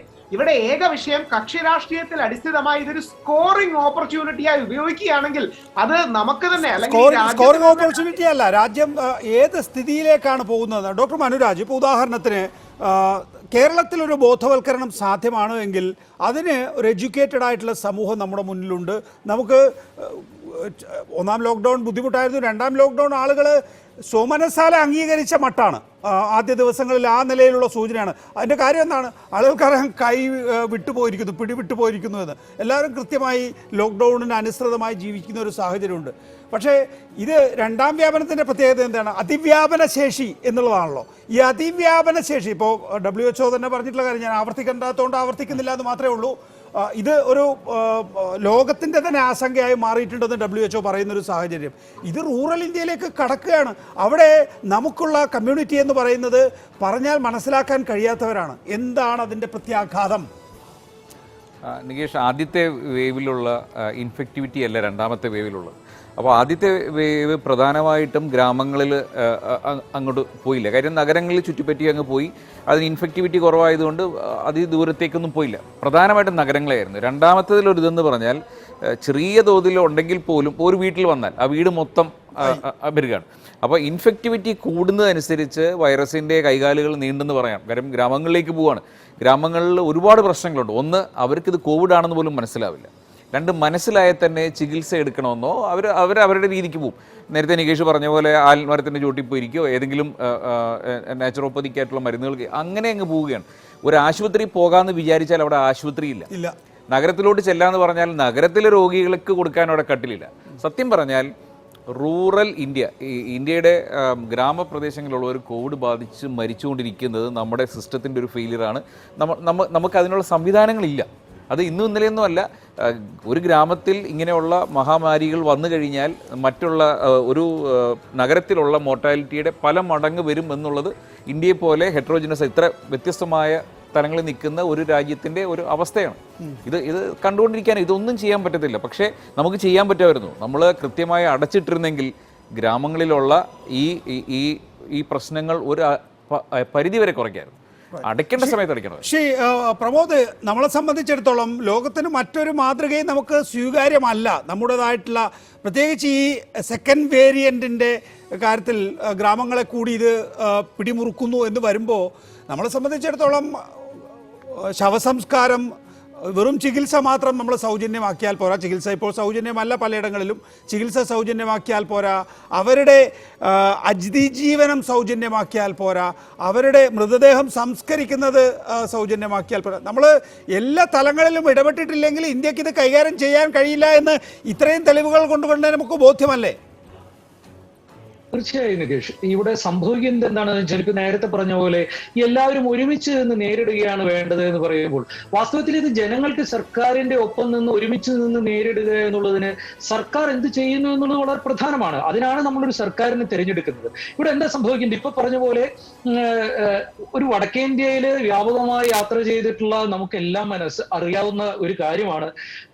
പബ്ലിക് ഹെൽത്ത് സിസ്റ്റം എന്ന് പറയുന്നത് സമ്പൂർണമായി പരാജയപ്പെട്ട അല്ലെങ്കിൽ അതൊരു വസ്തുതയേ ഇല്ലാത്തൊരു സ്ഥലമാണ് വടക്കേന്ത്യയിലെ മിക്ക സ്ഥലങ്ങളും. ഇവിടെ ഇപ്പൊ നേരത്തെ സൂചിപ്പിച്ചല്ലോ, കേരളത്തിന് എന്താ ചെയ്യാൻ പറ്റാത്തത്, നയങ്ങളെ വിമർശിക്കുകയല്ല വേണ്ടത് എന്നൊക്കെ ഇവിടെ ഈ രാഹുൽ ഈശ്വർ എന്ന് പറയുന്ന കക്ഷി ഇവിടെ പറഞ്ഞു.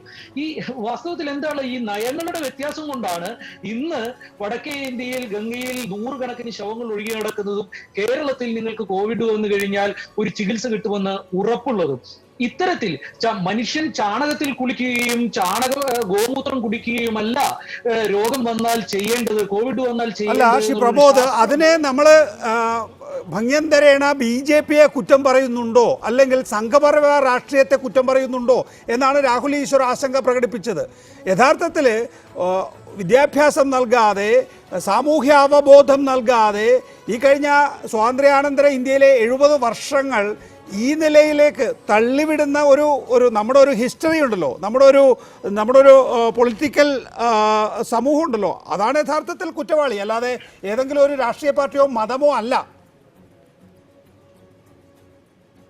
അല്ല, മതം എന്നുള്ളതല്ല, മതത്തിന്റെയൊക്കെ പ്രശ്നങ്ങൾ വേറെ നിൽക്കട്ടെ.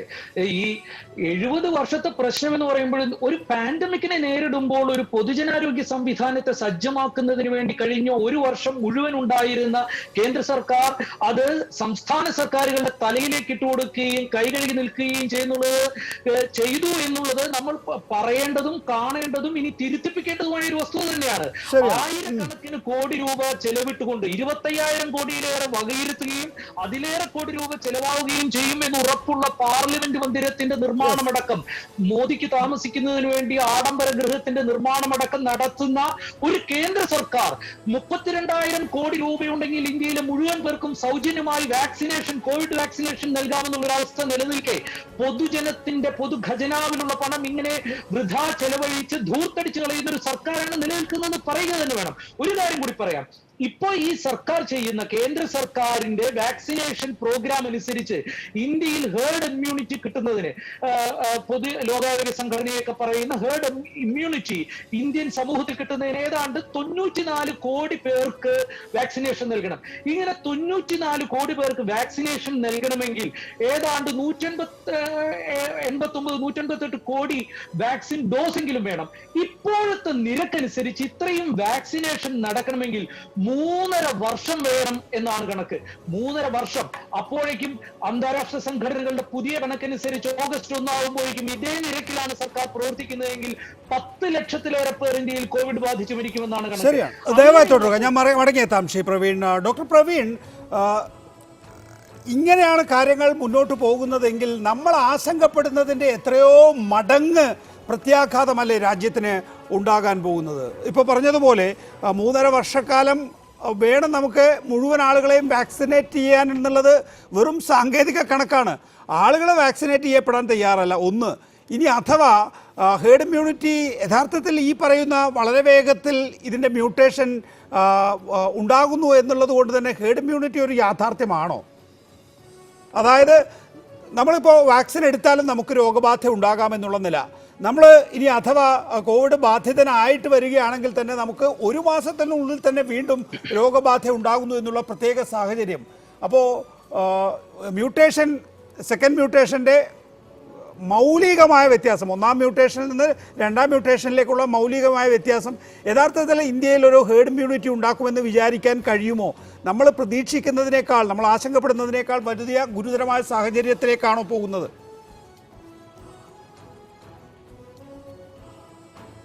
ഡോക്ടർ പ്രവീൺ. അപ്പം അത് തീർച്ചയായിട്ടും നമുക്ക് വേൾഡ് വൈഡ് നമുക്ക് കാണാൻ സാധിക്കുന്ന ഒരു കാര്യമാണ്.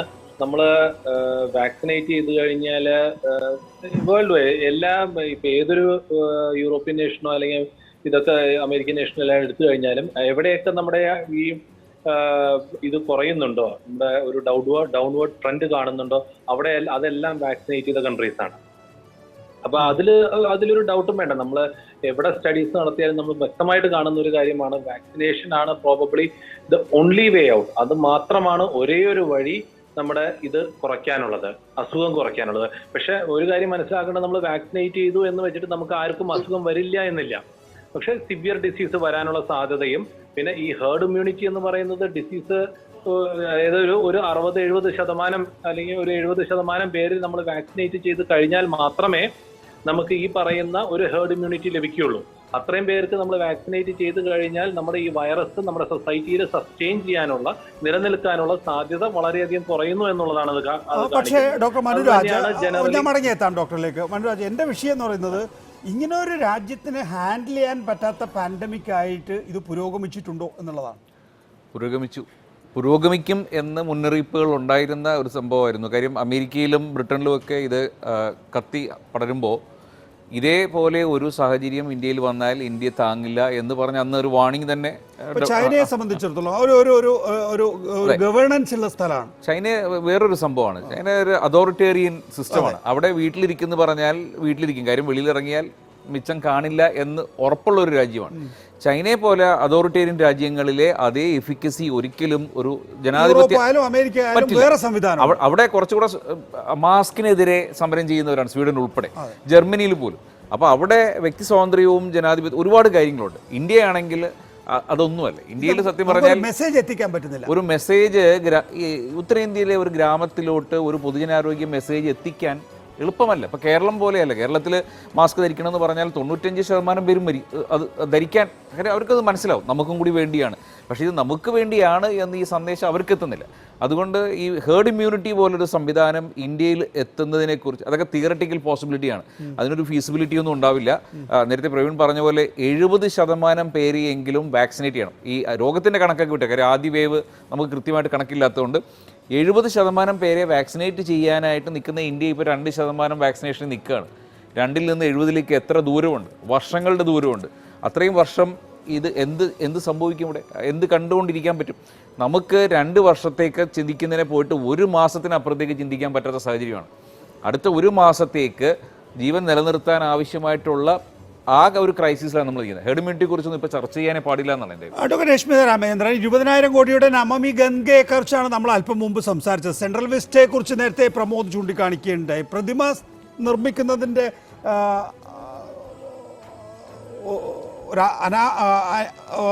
ഒരാവശ്യകത എന്താണെന്ന് നമ്മൾ രാജ്യം തുടർച്ചയായി ചർച്ച ചെയ്തുകൊണ്ടിരിക്കുകയാണ്. എന്നാൽ ഒരു ബോഡി ക്രിമേറ്റ് ചെയ്യാൻ ഇനിയിപ്പോൾ ഇങ്ങനെ ഒരു വിഷയം മുൻകൂട്ടി കണ്ടില്ല എന്നാണ് എങ്കിൽ, ഇങ്ങനെ ഒരു വിഷയം മുൻകൂട്ടി കാണുമ്പോഴും ഉത്തർപ്രദേശ് സർക്കാരോ ബീഹാർ സർക്കാരോ മൃതദേഹം സംസ്കരിക്കുന്നതിന് ആവശ്യമായിട്ടുള്ള സാമ്പത്തിക സഹായം ആർക്കെങ്കിലും വേണോ, എന്താണ് അതിൻ്റെ ഒരു യഥാർത്ഥ പ്രശ്നം എന്ന നിലയിലേക്ക് പോലും ചർച്ച എത്തിയതായി കാണുന്നുമില്ല. അപ്പോൾ ഇതാണ് രാജ്യത്തിൻ്റെ നില എന്നത് ഏതെങ്കിലും തരത്തിൽ നമുക്ക് ഒരു പൊളിറ്റിക്കൽ പ്രോസസ്സായി മാറ്റും എന്നുള്ള പ്രതീക്ഷ അഡ്വക്കേറ്റ് രശ്മിത രാമചന്ദ്രൻ ഉണ്ടോ? ഇത് ഒരു ശുദ്ധമായ ഭോഷ്കാണ്. മുൻകൂട്ടി പ്രവചിക്കപ്പെട്ടിട്ടില്ല, കണ്ടെത്തിയില്ല എന്നുള്ളത് ഇന്ത്യൻ പാർലമെന്റിന്റെ കമ്മിറ്റി തന്നെ കണ്ടെത്തിയ കാര്യമാണ്. കഴിഞ്ഞ നവംബറിൽ രണ്ടാം വേവിൽ അക്യൂട്ട് ഓക്സിജൻ ഷോർട്ടേജ് ഉണ്ടാകുമെന്നും ഇൻഡസ്ട്രിയൽ പ്രൊഡക്ഷൻ അപ്പുറം ഇവിടെ മെഡിക്കൽ യൂസിനുള്ള ഓക്സിജൻ കൂട്ടണമെന്നും ഒക്കെ പ്രൊഡക്ഷൻ കൂട്ടണമെന്നും ഒക്കെ ഈ PM കെയർ അന്നും ഉണ്ടായിരുന്നു. ഒരു ചുക്കും ചെയ്തില്ല. പകരം പ്രതിമ നിർമ്മിച്ച സ്ഥലത്ത് ഇന്ന് നമ്മൾ വിഷ്വലൊക്കെ കണ്ടാണ്, മേല് മുഴുവൻ ചാണകം വാരി തേച്ചുകൊണ്ട് മനുഷ്യരിക്കുകയാണ്. നെഹ്റുവിയൻ യുക്തികളെയൊക്കെ പരിഹസിച്ച് നിരാകരിക്കുമ്പോൾ ഇതുപോലെയുള്ള ആഭാസങ്ങൾ നാം കാണേണ്ടി വരുന്നു. ഇത് മതത്തിന്റെയും സമൂഹത്തിന്റെയും കുറ്റമാണ് എന്ന് പറഞ്ഞ് ഒഴിവാക്കാൻ പറ്റില്ല. മതത്തിലെ നമ്മൾ പുറന്തള്ളേണ്ട ചില വിശ്വാസങ്ങളെ രാഷ്ട്രീയ ലാഭങ്ങൾക്കായി എടുക്കുന്നത് കൊണ്ടാണിത്. ഇപ്പൊ ഇത്രയും നാളും ഇന്ത്യയിലുള്ള ദരിദ്രരായ മനുഷ്യർക്ക് മരിച്ചു കഴിഞ്ഞാൽ മോക്ഷം കിട്ടുമെന്നൊരു വിശ്വാസം ഉണ്ടായിരുന്നു. ആ മോക്ഷത്തെ പോലും, അതുകൊണ്ടാണ് ഇവിടെ വേണ്ട ഒരു റെവല്യൂഷൻ പോലും ഉണ്ടാകാത്തതെന്നാണ് എനിക്ക് തോന്നുന്നത്. കാരണം ഇതൊക്കെ കർമ്മഫലമാണ് എന്ന് പറഞ്ഞു. ഇത് മരിച്ചാൽ മോക്ഷം പോലും കിട്ടാൻ സാധ്യതയില്ല എന്ന് വിശ്വസിക്കേണ്ടി വരുന്ന വിശ്വാസികളായ പരകോടി ദരിദ്രരുടെ ഇന്ത്യയായിട്ട് മാറുകയാണ്. UP-യിലൊക്കെ ഇപ്പൊ ഞാൻ മുമ്പ് പറഞ്ഞില്ലേ, ഒരു ലോണ്ടറി മാൻ മരിച്ചു എന്ന്. അദ്ദേഹത്തിന്റെ ഭാഞ്ച വന്ന് എന്നോട് പറഞ്ഞ് മറിച്ചുക്കാന്ന്, വളരെ തുറന്ന സ്ഥലമായിരുന്നു എന്ന്, തൊട്ടടുത്ത് ആലൊക്കെ ഉണ്ടായിരുന്നു, എന്നിട്ട് മരിച്ചുപോയി എന്ന്. യുക്തിയില്ലായ്മ മനസ്സിലേക്ക് സ്വന്തം താല്പര്യങ്ങൾക്ക് വേണ്ടി കുത്തിവെക്കുന്നതിൽ ഇന്ന് BJP മാത്രമല്ല, അതിനോടൊപ്പം കോൺഗ്രസ് പാർട്ടിയും മത്സരിച്ച് നിൽക്കുന്ന ഒരു കാലഘട്ടത്തിലാണ് നാം ഈ ശാസ്ത്രീയ യുക്തികൾക്ക് വേണ്ടി നിൽക്കുന്നതെന്ന് ഓർക്കണം. ഇപ്പോ കുറച്ചു മുമ്പ് പറഞ്ഞപ്പോഴാണ് മുംബൈയിലെ ലോക്ക്ഡൌണും എക്സ്റ്റെൻഡ് ചെയ്യുന്നു എന്ന് പറഞ്ഞത്. എനിക്ക് വളരെ ടെൻഷനാണ്. 1.5 മാസത്തിലേറെയായി ഓഫീസ് അടച്ചിട്ടിട്ട് ഇപ്പോ ഇനി കുറച്ച് ദിവസങ്ങൾ കൂടി എന്ന് പറയുമ്പോൾ, പുറത്തിറങ്ങുമ്പോൾ നമ്മൾ കഥകളിലൊക്കെ കേട്ടിട്ടുള്ള ബെഞ്ചാരകൾ എന്ന് പറഞ്ഞ വിഭാഗമുണ്ട്. അവർ അവിടെ ഇവിടെയും ഒക്കെ അലഞ്ഞെറിഞ്ഞ് നാടോടി വേലകളൊക്കെ ചെയ്ത് ഭിക്ഷയാചിച്ചൊക്കെയാണ് കഴിയുന്നത്. ഇന്ന് അവർക്ക് ഭിക്ഷയാചിക്കാനൊരു ഇടം പോലും തുറന്നു വെച്ചിട്ടില്ല.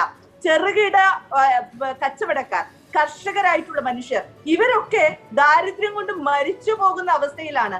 പക്ഷെ ഇവിടെ മറാഠാവാദമൊക്കെ ഉള്ള ഈ മണ്ണിൽ ഈ ബെഞ്ചാറുകൾക്ക് ഭക്ഷണം കൊടുക്കുവാൻ ഇവിടെ ഇപ്പോ ഒരുമിച്ചിരിക്കുന്ന ഖാർഗറിലെയും നെരൂലിലെയും ഒക്കെ മലയാളി സമാജം ഒരു കമ്മ്യൂണിറ്റി കിച്ചൺ കേരളത്തിലെ മോഡലിൽ തുടങ്ങുകയാണ് ചെയ്യുന്നത്. കാരണം അത്രത്തോളമാണ് അന്യനാട്ടുകാരാണ്, നമുക്ക് പരിചയമില്ല. ഇവരെ ഈ കാലഘട്ടം കഴിഞ്ഞാൽ കാണുമെന്ന് പോലും ഉറപ്പില്ല.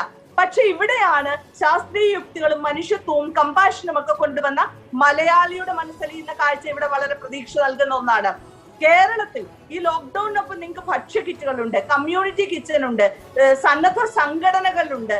പക്ഷേ ഇവിടെ ഈ നിമിഷം വരെയും ഇങ്ങനെയുള്ള സോഷ്യൽ സെക്യൂരിറ്റിയുടെ യാതൊന്നും തന്നെ ഇല്ല. നിങ്ങൾക്ക് പട്ടിണി കിടന്ന് മരിക്കണോ, കോവിഡ് ബാധിച്ച് മരിക്കണോ എന്ന് തീരുമാനിക്കുമ്പോൾ കോവിഡ് ഒരു സാധ്യത മാത്രമാണ് എന്ന് കരുതി പട്ടിണി കിടന്ന് മരിക്കേണ്ട എന്ന് പറഞ്ഞ് ആളുകൾ ഇറങ്ങി നടക്കുന്ന കാഴ്ച നമുക്ക് നോർത്ത് ഇന്ത്യയിൽ ഇപ്പോഴും കാണാം. മാസ്ക് അല്ല, ഉടുതുണിക്ക് കാശില്ലാത്ത മനുഷ്യരോടാണ് നിങ്ങൾ 2 മാസ്ക് ധരിക്കണമെന്ന് ഇവിടെ പറയുന്നത്. അവിടെ കേരളത്തിൽ മാസ്ക് ഇല്ലെങ്കിൽ കൊടുക്കുവാനുള്ള ഏജൻസികൾ നിരവധിയുണ്ട്. ഇത് 2 സംസ്കാരങ്ങളുടെ, 2 രാഷ്ട്രീയ സംസ്കാരങ്ങളുടെ വ്യത്യാസമാണ്. ഇപ്പൊ കേരളത്തിൽ ഈ തെരഞ്ഞെടുപ്പില് 2ാമത് തുടർഭരണമൊക്കെ കിട്ടിയല്ലോ. കേരളത്തിലുള്ള മനുഷ്യർക്ക് ഇത് കൃത്യമായി മനസ്സിലായതുകൊണ്ടാണ്. ഈ ഭരണ തുടർച്ചയല്ല മറ്റൊന്നാണെങ്കിൽ ഈ അധികാരത്തിന് വേണ്ടി ഫ്ലൈറ്റ് പിടിച്ച് തേരാപാര നടക്കുന്നതല്ലാതെ ഇപ്പോഴത്തെ കാര്യങ്ങൾ നിയന്ത്രിക്കുവാൻ പോലും ഒരാൾ ഉണ്ടാകില്ല എന്നുള്ള തോന്നലിൽ നിന്നാണ്, ഈ കോവിഡ് കാലഘട്ടത്തിൽ കേരള സർക്കാർ നടത്തിയ പ്രതിരോധങ്ങളിൽ നിന്നാണ് കേരളത്തിൽ തുടർഭരണം ലഭിച്ചിരിക്കുന്നത്. അവർ തന്നെ അനന്തകാലം തുടരണമെന്നല്ല ഞാൻ പറയുന്നത്, മറിച്ച് ഇനിയും ഭരിക്കണമെന്ന് ആഗ്രഹിക്കുന്ന മറ്റു രാഷ്ട്രീയ കക്ഷികൾ, കേരള മണ്ണിൽ ഈ 0-ൽ നിന്ന് വളരണമെന്ന് ആഗ്രഹിക്കുന്ന രാഷ്ട്രീയ കക്ഷികൾ ഇതാണ് മാതൃകയാക്കേണ്ടത്. മനുഷ്യത്വപരവും ശാസ്ത്രീയ യുക്തിയിൽ അടിസ്ഥാനപ്പെടുത്തിയതും ആയിട്ടുള്ള ഭരണഘടനയുടെ രീതികൾ അല്ലെങ്കിൽ ശാസ്ത്രത്തിന്റെ രീതികൾ നിങ്ങൾ അനുകരിച്ച് മുൻപോട്ട് പോയില്ല എങ്കിൽ നിങ്ങളുടെ രാഷ്ട്രീയ തകർച്ച തുടങ്ങി. ഇപ്പൊ തന്നെ ഇവിടെ UP-യിലും ബീഹാറിലുമൊക്കെ പഞ്ചായത്ത് തെരഞ്ഞെടുപ്പ് നടത്തിയപ്പോൾ BJPക്ക് വമ്പൻ തകർച്ചയാണ്. ഇത്ര അധികം പൊടിപിടിച്ച് കലാപമുണ്ടാക്കി ചോര പറ്റിച്ച് ഇവർ അയോധ്യയിൽ ക്ഷേത്രം ഉണ്ടാക്കിയല്ലോ. അവിടുത്തെ പഞ്ചായത്ത് അവർക്ക് കിട്ടിയോ? കിട്ടിയില്ല. കാശിയിൽ കിട്ടിയോ? കിട്ടിയില്ല. ശബരിമല ഇരിക്കുന്നിടത്ത് കേരളത്തിൽ നിയമസഭാ തെരഞ്ഞെടുപ്പ് നടന്നപ്പോൾ കിട്ടിയോ? കിട്ടിയില്ല. അപ്പോ ദൈവങ്ങളൊക്കെ ഉണ്ട് എന്ന് വിശ്വസിക്കുന്നവർക്ക് അത് ഉണ്ട് എന്ന് കാണിക്കുവാനുള്ള ഒരു കാലം കൂടിയാണ് ഇത് എന്നാണ് ഞാൻ. ശരി, ശ്രീ രാഹുൽ ഈശ്വർ, ഞാൻ നേരത്തെ ചൂണ്ടിക്കാണിച്ചതുപോലെ നമാമി ഗംഗയുടെ 20,000 കോടി, സെൻട്രൽ വിസ്റ്റ, സർദാർ വല്ലഭായ് പട്ടേൽ. പക്ഷേ നേരത്തെ അഡ്വക്കേറ്റ് രശ്മിത ചൂണ്ടിക്കാണിച്ചതുപോലെ മോക്ഷം കിട്ടാനുള്ള സംസ്കാരത്തിനുള്ള അവകാശമില്ലാത്ത ഇന്ത്യയിലേക്ക് നമ്മൾ എത്തിപ്പെടുകയാണെന്നുള്ളതാണ്. പക്ഷേ ഇതിനൊന്നും ഒരു ഒരു ഒരു ഒരു ഫോളോ അപ്പ് ഇല്ല. അതാ നോക്കൂ, ഇങ്ങനെ ഒരു സംഭവം നടന്ന് 3 ദിവസമായിരിക്കുന്നു. എന്നാൽ ഉത്തർപ്രദേശ് സർക്കാർ പറയുക കോവിഡ് ബാധിച്ച് മരിക്കുന്നവരുടെ മൃതദേഹം സംസ്കരിക്കുന്നതിന് സർക്കാർ സംവിധാനം ഒരുക്കും. അവിടെയൊന്നും ആ നിലയിൽ ആളുകൾക്കൊരു ഇമ്മ്യൂണിറ്റി ഇല്ല. രണ്ട് കാര്യങ്ങളാണ് നികേഷ് സാർ. ഒരു ജനറൽ സെൻസ് ഓഫ് ഒരു വിഷമം, ഒരു പ്രതിഷേധം, കക്ഷി രാഷ്ട്രീയ ഭേദമന്യേ എല്ലാ വിഭാഗം ജനങ്ങൾക്കുണ്ട് എന്നുള്ളത് വ്യത്യസ്ത പാർട്ടികളുടെയും വ്യത്യസ്ത സംഘടനകളുടെയും ഒക്കെ പ്രസ്താവനകളിൽ നിന്ന് വ്യക്തമാണ്. തികച്ചും കുറെ കൂടെ നന്നായി പോകണം. പിന്നെ UP-യെ കമ്പയർ ചെയ്യുന്നവർ മനസ്സിലാക്കേണ്ടത് UP സ്വതന്ത്രമായ ഒരു രാജ്യമായിരുന്നെങ്കിൽ എന്നാണ് പറയുന്നത്, അത് ബ്രസീലിനേക്കാൾ കൂടുതൽ ജനസംഖ്യയുള്ള ലോകത്തെ 6-ാമത്തെ 7-ാമത്തെയോ വലിയ ജനസംഖ്യയുള്ള രാജ്യമാകുമായിരുന്നു. അതായത് ഇന്ത്യ ഏകദേശം 32 ലക്ഷം സ്ക്വയർ കിലോമീറ്ററിലാണ് ഇന്ത്യ എന്ന രാജ്യം കിടക്കുന്നത്. ബ്രസീൽ ഏകദേശം 85 ലക്ഷം സ്ക്വയർ കിലോമീറ്ററിലാണ്. 2 ലക്ഷം സ്ക്വയർ കിലോമീറ്ററാണ് UP-യിലുള്ളത്. ബ്രസീലിനെ കാട്ടിയോ ബ്രസീലിനോട് തുല്യമോ ആയ ജനങ്ങൾ UP-യിലുണ്ട്. അതുകൊണ്ട് ഏതെങ്കിലും ഒരു സംസ്ഥാനത്തെ അടർത്തി മാറ്റി സന്ദർഭവും സാഹചര്യവും അറിയാതെ കമ്പയർ ചെയ്യുന്നതിന് എത്രമാത്രം നീതിയുണ്ട് നമുക്ക് ചിന്തിക്കണം. അവിടെ സർദാർ വല്ലഭായ് പട്ടേൽ പ്രതിമ വന്നുകൊണ്ട് അവിടെ കാണിക്കാൻ ഒരു പ്രതിമയെങ്കിലും ഉണ്ട്. ഇവിടെ ലക്ഷവും കോടിയും കളഞ്ഞ് കുറെ വനിതകളെ കൊണ്ട് വെറുതെ കൈപോക്കി കാണിച്ചല്ലോ, എന്തെങ്കിലും ഗുണമുണ്ടായോ? ആർക്കെങ്കിലും ഭാവിയിൽ ടൂറിസ്റ്റുകൾക്ക് വരാനുള്ള സ്പേസ് എങ്കിലും ഉണ്ടായോ? അവിടെ സർദാർ വല്ലഭായ് പട്ടേൽ പ്രതിമ കൊണ്ട് എല്ലാ വർഷവും ടൂറിസ്റ്റുകൾ വരെയും കോവിഡ് കഴിഞ്ഞാലും ടൂറിസ്റ്റ് വരികയും ഇന്ത്യക്ക് അഭിമാനമായി മാറിയ ഒരു കാര്യം അവിടെ നിർമ്മിക്കാൻ കഴിഞ്ഞു. ഗംഗ എന്ന ഇന്ത്യയുടെ സംസ്കാരത്തിന്റെയും ഇന്ത്യയുടെ ഇന്നും ജീവനാഡിയായി നിൽക്കുന്ന ഒരു നദി ക്ലീൻ ചെയ്യാനുള്ള നമാമി ഗംഗയെ കൊണ്ട് ലക്ഷക്കണക്കിന് ആൾക്കാരുടെ ജീവിതത്തെയാണ് സ്വാധീനിക്കുന്നത്. ഇവിടെ ഈ വനിതാ മതിൽ സ്ത്രീകളെ കൈമുക്കി കാണിച്ചുകൊണ്ട് എന്തെങ്കിലും ഗുണമുണ്ടായോ? അത് ഒന്നോ ആ ദിവസം തന്നെ തകർന്നു വീഴുകയും ചെയ്തു. അതിനുശേഷം അവരവരുടെ നിലപാടിൽ നിന്ന് മാറി. അപ്പോൾ രാഷ്ട്രീയ കാര്യം ഉപയോഗിച്ച് എതിർപക്ഷക്കാർ ചെയ്യുന്ന കാര്യങ്ങൾ മുഴുവൻ മോശമാണ് ചിത്രീകരിക്കുന്നതിൽ എത്രമാത്രം ആത്മാർത്ഥതയുണ്ട്. ഇവിടെ ചെയ്തു കൂട്ടിയ കാര്യങ്ങളും അല്ലെങ്കിൽ ഇവിടെ വനിതാ മതിലടക്കമുള്ള കാര്യങ്ങളും തികച്ചും വേസ്റ്റ് ഓഫ് മണിയാണ് എന്ന് വാദിക്കുകയാണെങ്കിൽ രശ്മിത മാഡം സമ്മതിക്കുകയാണെങ്കിൽ എനിക്ക് സന്തോഷമേ ഉള്ളൂ. പക്ഷെ സമ്മതിക്കില്ല. അപ്പൊ സ്വന്തം രാഷ്ട്രീയ താല്പര്യങ്ങൾക്ക് വേണ്ട ആൾക്കാർ അവരുടെ രാഷ്ട്രീയ ബിംബങ്ങളെ ഉയർത്തി കാണിക്കാൻ പൊതുഖജനാവിൽ നിന്ന് കാശെടുക്കുകയോ അല്ലെങ്കിൽ ഏതെങ്കിലും തരത്തിലുള്ള സംവിധാനം ചെയ്യുകയോ ചെയ്യുമ്പോൾ പ്രശ്നമില്ല. ആ വനിതാ മതിലിന് ചെലവഴിക്കാൻ കാശുണ്ടെങ്കിൽ എത്ര പേർക്ക് കിറ്റ് കൊടുക്കാമായിരുന്നു, എത്രയോ പാവപ്പെട്ടവരുടെ ജീവിതത്തിലേക്ക് ആഹാരം കൊടുക്കാമായിരുന്നു, അവർക്ക് എല്ലാ ദിവസവും ഉള്ള ഭക്ഷണവും അരിയും പയറും ബാക്കി കാര്യങ്ങളും കൊടുക്കാമായിരുന്നു. എന്തേ ചെയ്തില്ല? അപ്പൊ ഇതിന്റെ കാരണം ഇതൊന്നും അല്ല ന്യായം. ഇവിടെ സത്യം എന്ന് പറഞ്ഞാൽ നമ്മൾ ഒരുമിച്ച് നിന്ന് പോരാടേണ്ട ഒരു അവസരമാണ്. ഏതെങ്കിലും മനസ്സിൽ വിദ്വേഷം വെച്ചിട്ടോ ഹേറ്റഡ് വെച്ചിട്ടോ സ്കോർ തീർക്കാനോ കണക്ക് തീർക്കാനോ വേണ്ടി പ്രതികരിക്കേണ്ട അവസരമല്ല. കക്ഷി രാഷ്ട്രീയ ഭേദമന്യേ നമ്മൾ ഒരുമിച്ച് നിന്ന് ഫൈറ്റ് ചെയ്യണം. അതിന് എല്ലാ രീതിയിലുള്ള ഫണ്ട് അലൊക്കേഷനും വേണം. വേണ്ടാത്തത് എനിക്ക് തോന്നുന്നില്ല ഇന്ത്യയിൽ ആർക്കും അഭിപ്രായം കാണുമെന്ന്. പക്ഷേ ഇപ്പൊ ഉദാഹരണം, ആപ്പ് ഗവൺമെന്റ് ഏകദേശം 100-120 കോടി രൂപ അഡ്വർടൈസ്മെന്റ് കളഞ്ഞു. ആ അഡ്വർടൈസ്മെന്റ് കാശ് ഓക്സിന് വേണ്ടി ചെലവാക്കാമായിരുന്നില്ല എന്ന് പറയുന്നതിൽ എന്ത് ന്യായമാണ്? ഇതൊരു പഴയ തീവ്ര ഇടത് ന്യായമാണ്. നമുക്ക് ആകാശത്തൂടെയുള്ള റോക്കറ്റ്സും കാര്യങ്ങളും ഒന്നും വേണ്ട, സാധാരണക്കാരന് ആഹാരം കൊടുത്താൽ മതി എന്ന്. ഒരു രാജ്യത്തിന് ഒരുപാട് പ്രയോറിറ്റികളുണ്ട്. ഇപ്പോഴത്തെ പ്രധാന പ്രയോറിറ്റി കോവിഡ് തന്നെയാണ്, ആരോഗ്യം തന്നെയാണ്. അതിനർത്ഥം ബാക്കി എല്ലാ മേഖലകളും ഇല്ല എന്നല്ല. ശരി, രശ്മിത അതിന് മറുപടി പറയാനുണ്ടെങ്കിൽ 30 സെക്കൻഡ്. തീർച്ചയായിട്ടും ഇത്ര അടിസ്ഥാനരഹിതമായ ഒരു വനിതാ മതിലിന്റെ കഥ പറഞ്ഞുകൊണ്ട് കുംഭമേള നടത്തിയതിന്റെ അല്ലെങ്കിൽ പ്രതിമകൾ നിർമ്മിച്ചതിന്റെ ഒന്നും കൺകെട്ടുവാൻ സാധിക്കില്ല. പിന്നെ വേറൊരു കാര്യം, രോഗം പെരുകുമ്പോൾ നിങ്ങൾ പറയുമ്പോൾ ഞാൻ ഇടപെട്ടില്ല. രോഗം പെരുകുമ്പോൾ അത് സംസ്ഥാനങ്ങളുടെ ഉത്തരവാദിത്വവും, രോഗം കുറയുന്നു എന്ന് തോന്നുമ്പോൾ അത് മോഡിയുടെ വിജയവുമായി കണക്കാക്കുന്ന അടിമത്ത മനോഭാവമുള്ള സംഘബ്രെയിനുകൾ ഉണ്ടാവായിരിക്കാം. ആ സംഘബ്രെയിനുകളാണ് ഇന്ന് മനുഷ്യരുടെ മേത്ത് സ്വയം ചാണകം വാരി പൂശിക്കുവാനായിട്ട് ശ്രമിപ്പിക്കുന്നത്. ഓക്സിജൻ കിട്ടുവാൻ ആൽത്തറയിലേക്ക് അവരെ നടത്തിക്കുന്നത്. ഇത് മനുഷ്യനോട് ചെയ്യുന്ന ഏറ്റവും വലിയ അക്രമമാണ്. നിങ്ങൾ ഇതിന് തീർച്ചയായും മറുപടി പറയേണ്ടി വരും.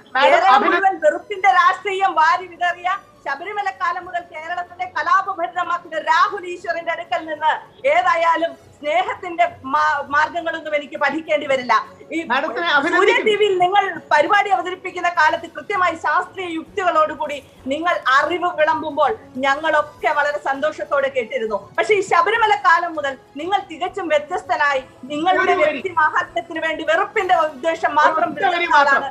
നിങ്ങളുടെ അടുക്കൽ നിന്ന് എനിക്ക് ഏതായാലും സ്നേഹത്തിന്റെ നല്ല ബോധ്യം എനിക്കുണ്ട്. ഇവിടെ ഇരിക്കുന്ന ഓരോരുത്തർക്കുമുണ്ട്. നിങ്ങൾക്കുമായി ഉണ്ടാകണമെന്ന് മാത്രമേ ഉള്ളൂ.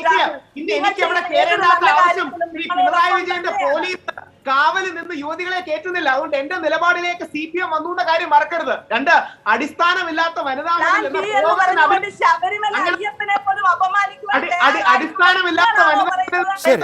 ശരി, നമ്മൾ മറ്റൊരു വിഷയത്തിലേക്ക് എന്തായാലും പോകുന്നില്ല. അഡ്വക്കേറ്റ് രശ്മിത, ഒപ്പം തന്നെ രാഹുൽ ഈശ്വർ. ഡോക്ടർ അഷീൽ, അവസാനമായി 1,37,580 ഡോസ് നമ്മളിപ്പോൾ നമുക്ക് മാത്രമായ ഒരു ഹേർഡ് ഇമ്മ്യൂണിറ്റി സാധ്യമല്ല, നമുക്ക് മാത്രമായി ഈ രോഗബാധ അകറ്റാനും കഴിയില്ല. അപ്പോൾ ഇന്ത്യ ആകെ COVID-19 വിഷയത്തിലൊരു പരിഹാരം കണ്ടെത്തിയേ തീരൂ. അത് മാത്രമേ കേരളത്തിനും ഗുണകരമാകൂ. കേരളത്തിൽ മാത്രമായിട്ട് നമുക്കൊരു ഗ്രീൻ സോൺ ആക്കി വെക്കാൻ കഴിയില്ല. എങ്കിൽ പോലും നമ്മൾ ഈ കോവിഡ് വാക്സിൻ രംഗത്ത് മറ്റ് സംസ്ഥാനങ്ങളെക്കാൾ മുന്നിലാണല്ലോ. ഇന്ന് ഞാൻ നേരത്തെ ചൂണ്ടിക്കാണിച്ചതുപോലെ 1.37 lakhs കോവിഡ് വാക്സിൻ എത്തിക്കഴിഞ്ഞിരിക്കുന്നു. 45+ കേന്ദ്ര സർക്കാരിനോട് വാക്സിൻ പറയുന്നുണ്ട്, പക്ഷെ കിട്ടുന്നില്ല എന്നുള്ള വാദവും ഉന്നയിക്കുന്നു. അപ്പോൾ നമ്മളെ സംബന്ധിച്ചിടത്തോളം ഈ പറയുന്ന വളരെ ദീർഘകാലമായ കാലം എടുക്കുമോ ഒരു കോവിഡ് വാക്സിൻ? കാരണം അതിൻ്റെ ലഭ്യത വളരെ കുറവാണല്ലോ ഡോക്ടർ അഷീഫ്. ചുരുക്കി വാക്സിന്റെ കാര്യത്തിൽ നമ്മൾ മനസ്സിലാക്കേണ്ട പറയുകയെന്ന് വെച്ചാൽ നമ്മളിപ്പം 1,13,00,000 പേരാണ് നമ്മുടെ 45 വയസ്സിന് മുകളിലുള്ളവർ. അവർക്ക് വേണ്ടി കൊടുക്കണമെങ്കിൽ 2,26,000 വാക്സിൻ നമുക്കത് വേണം, 2 ഡോസും കൊടുക്കണമെങ്കിൽ. നമ്മൾ അങ്ങനെ ഉദ്ദേശിച്ചിരുന്ന ആക്ച്വലി ഒന്നാമത്തെ ഡോസെങ്കിലും പരമാവധി ആളുകൾ കൊടുക്കാൻ ഉദ്ദേശിച്ചിരുന്നത് മെയ് 20-നുള്ളിൽ കൊടുക്കാന്നാണ് ആദ്യത്തെ പ്ലാൻ. എന്നാൽ നമുക്ക് അതിനാവശ്യം നമ്മൾ പ്ലാൻ അനുസരിച്ചുള്ള വാക്സിൻസ് നമുക്ക് ലഭിച്ചിട്ടില്ല. ആ സമയത്താണെങ്കിൽ വാക്സിൻസ് പുറത്ത് വാങ്ങിക്കാനും പറ്റത്തില്ല. അതുകൂടാതെ കേന്ദ്ര സർക്കാർ ഇപ്പോഴും പറഞ്ഞിരിക്കുന്നത് 45 വയസ്സിന്റെ മുകളിലുള്ള ആളുകൾക്ക് വാക്സിൻസ് കേന്ദ്ര സർക്കാർ സപ്ലൈ ചെയ്യുന്നതാണ്. 18-45 ഇടയിലുള്ള ആൾക്കാർക്കാണ് സംസ്ഥാന സർക്കാർ വാങ്ങിക്കേണ്ട ഒരു സാഹചര്യം ഉള്ളത്. അപ്പം നമ്മളിപ്പോൾ ഫോക്കസ് ചെയ്യുന്ന 45 വയസ്സിന് മുകളിലുള്ളവർ, അവരുടെ വാക്സിൻ എടുത്തത് കൊണ്ട് കൃത്യമായ ഗുണമുണ്ടെന്ന് നമുക്ക് മുമ്പിൽ ശാസ്ത്രമെന്ന് നമ്മൾ പറയാണ്. നമ്മളിപ്പോൾ വാക്സിൻ എടുത്ത വിഭാഗം, ഉദാഹരണം പറഞ്ഞാൽ പോലീസ് ഓഫീസേഴ്സ്, ഒരു ഘട്ടത്തിൽ നമുക്കറിയാം പോലീസ് മൊത്തം കേസുകൾ കൺഫേം ചെയ്യുന്നതിൽ 13% ആളുകൾ പോലീസ് ഓഫീസേഴ്സ് ആയിരുന്നു, ഒരു വലിയ ശതമാനം ആളുകൾ ഹെൽത്ത് വർക്കേഴ്സ് ആയിരുന്നു. ഇന്ന് നോക്കുകയാണെങ്കിൽ 0.3% 0.3% ഇപ്പം പോലീസ് ഓഫീസേഴ്സ് അതിൻ്റെ അകത്ത് വരുന്നത്. അപ്പം വാക്സിനുകൾ കാര്യമായിട്ട് ഇഫക്റ്റ് അതിൻ്റെ അകത്ത് ഉണ്ടാക്കുന്നുള്ള കാര്യത്തിൽ യാതൊരു സംശയമില്ല. പക്ഷെ വാക്സിനുകൾ നമുക്ക് പരമാവധി ലഭ്യമാകുമ്പോൾ അതുവരെ നമ്മൾ എന്താ ചെയ്യേണ്ടത്? നമ്മുടെ മുമ്പിലുള്ള വാക്സിൻ എന്ന് വെച്ചാൽ നമുക്ക് മുമ്പിലുള്ള ഒരു സോഷ്യൽ വാക്സിൻ എന്ന് പറഞ്ഞാൽ മാസ്കുകളും അകലം പാലിക്കുകയും കൈകൾ ശുചീകരിക്കുക എന്നുള്ള കാര്യം, ഇത് നിരന്തരമായി തുടരുക എന്നുള്ളതാണ് നമ്മുടെ മുമ്പിൽ. അതാണ് അതിന്റെ വിശദാംശങ്ങൾ. ദയവായി തുടരുക. അവസാനിപ്പിക്കാൻ വേണ്ടി ഡോക്ടർ മനുരാജ്, നമുക്ക് മാത്രമായിട്ട് എന്തായാലും കോവിഡിനെ അകറ്റാൻ കഴിയില്ല എന്നുള്ള കാര്യത്തിൽ ഉറപ്പല്ലേ? ഇന്ത്യ നമ്മളോടൊപ്പം വരണം, ഏറ്റവും കുറഞ്ഞത് നമുക്ക് ഇന്ത്യ വന്നാൽ മാത്രം പോരാ. ഇന്ത്യയിൽ ഇപ്പോൾ ഒരു ഫെഡറൽ സംവിധാനത്തിൽ നമുക്ക് കേരളം എന്ന് മാത്രം ചിന്തിക്കാൻ പറ്റില്ല. ഒരു ഹേർഡ് ഇമ്മ്യൂണിറ്റി വരുന്നതിൽ കേരളം മുൻപന്തിയിലുണ്ടാവും. അത് കേരളത്തിൻ്റെ പോളിസിയുടെ വ്യത്യാസമാണ്. കാര്യം ഇത്രയും സംസ്ഥാനങ്ങളിൽ കേരളത്തിനേക്കാൾ ഗൗരവത്തോടു കൂടി കോവിഡിനെ ടാക്കിൾ ചെയ്തിട്ടുള്ളത് വളരെ കുറച്ച് സംസ്ഥാനങ്ങളുള്ളൂ. ഏറ്റവും കൂടുതൽ കേരളമെന്ന് ഞാൻ പറയുന്നില്ല, പക്ഷേ ബെറ്റർ പെർഫോമിംഗ് സംസ്ഥാനങ്ങളിലൊന്ന് കേരളമാണ്. 17% മേലെ 1 ഡോസ് കൊടുത്തിട്ടുണ്ട്. ഈ 2 ഡോസ് കൊടുത്താണെങ്കിൽ പോലും ഇന്ത്യയിൽ തന്നെ ഏറ്റവും മേളിൽ നിൽക്കുന്ന വലിയ സംസ്ഥാനങ്ങളൊന്ന് കേരളമാണ്. പക്ഷേ കേരളം എത്ര കണ്ട് ശ്രമിച്ചാലും കേരളത്തിന് അപ്പുറത്ത് നടക്കുന്ന സംഭവങ്ങളും അപ്പുറത്തുള്ള ആ ഒരു നമുക്ക് മാത്രമായിട്ടൊരു സേഫ്റ്റി നെറ്റ് മാത്രമല്ല, വ്യാപനശേഷിയുള്ളത് മാത്രമല്ല, ഇതിന്റെ സ്വഭാവവും മാറുന്നുണ്ടല്ലോ. മ്യൂട്ടേഷനുകളെ ഒരുപാട് ഭയക്കേണ്ട കാര്യമില്ല നികേഷ്. കാര്യം വാക്സിനേറ്റ് ചെയ്ത ഒരു വ്യക്തിക്ക് ഇപ്പം ഈ എല്ലാവരും പറയുന്ന പോലെ ഇന്ത്യയിലെ ഈ ഡബിൾ മ്യൂട്ടേഷൻ പറയുന്നത് തന്നെ തെറ്റാണ്. ഇന്ത്യൻ വകഭേദത്തിന് UK വകഭേദത്തിൻ്റെ അത്ര വാക്സിനെ മറിചാടാനുള്ള കഴിവൊന്നുമില്ല. വാക്സിൻ എടുത്തിട്ടുണ്ടോ സമാധാനം വീട്ടിയിരിക്കുക. ബാക്കിയുള്ള അതായത് ഒരൊറ്റ ഡോസിൽ തന്നെ 80% മരണനിരക്ക് കുറയ്ക്കും. 2 ഡോസ് നമ്മുടെ കോവിഷീൽഡിൻ്റെ കാര്യം, 2 ഡോസ് എടുത്തു കഴിഞ്ഞാൽ പിന്നെ മരണസാധ്യത എന്ന് പറയുന്നാൽ ആ 100-ൽ നിന്ന് 5-ൽ താഴെ പോകുന്ന ആ 5% റാൻഡം പ്രോബബിലിറ്റിക്ക് വിട്ടിട്ട് നമ്മൾ സമാധാനമായിട്ടിരിക്കുക. കിട്ടുന്ന വാക്സിൻ എടുക്കുക, ബാക്കി ഉത്തരവാദിത്തത്തോടെ പെരുമാറുക. ഈ 2 കാര്യങ്ങളേ ഉള്ളൂ. വാക്സിൻ കിട്ടുന്നവരെ സൂക്ഷിക്കുക, വാക്സിൻ കിട്ടിക്കഴിഞ്ഞിട്ടും നമ്മളാൽ കഴിയുന്ന രീതി സൂക്ഷിക്കുക. അത് മാത്രമേ നമ്മുടെ മുന്നിലൊരു മെസ്സേജ്. വളരെ നന്ദി ഡോക്ടർ മനുരാജ്, ഡോക്ടർ അഷീൽ, ഒപ്പം തന്നെ അഡ്വക്കേറ്റ് രശ്മിത രാമചന്ദ്രൻ, രാഹുൽ ഈശ്വർ, ഡോക്ടർ പ്രവീൺ, ഒപ്പം തന്നെ പ്രമോദ് പുഴങ്കര വിഷയത്തിൽ സംസാരിച്ചതിന് നന്ദി. 8 അവർ അവസാനിക്കുന്നു. നമസ്കാരം.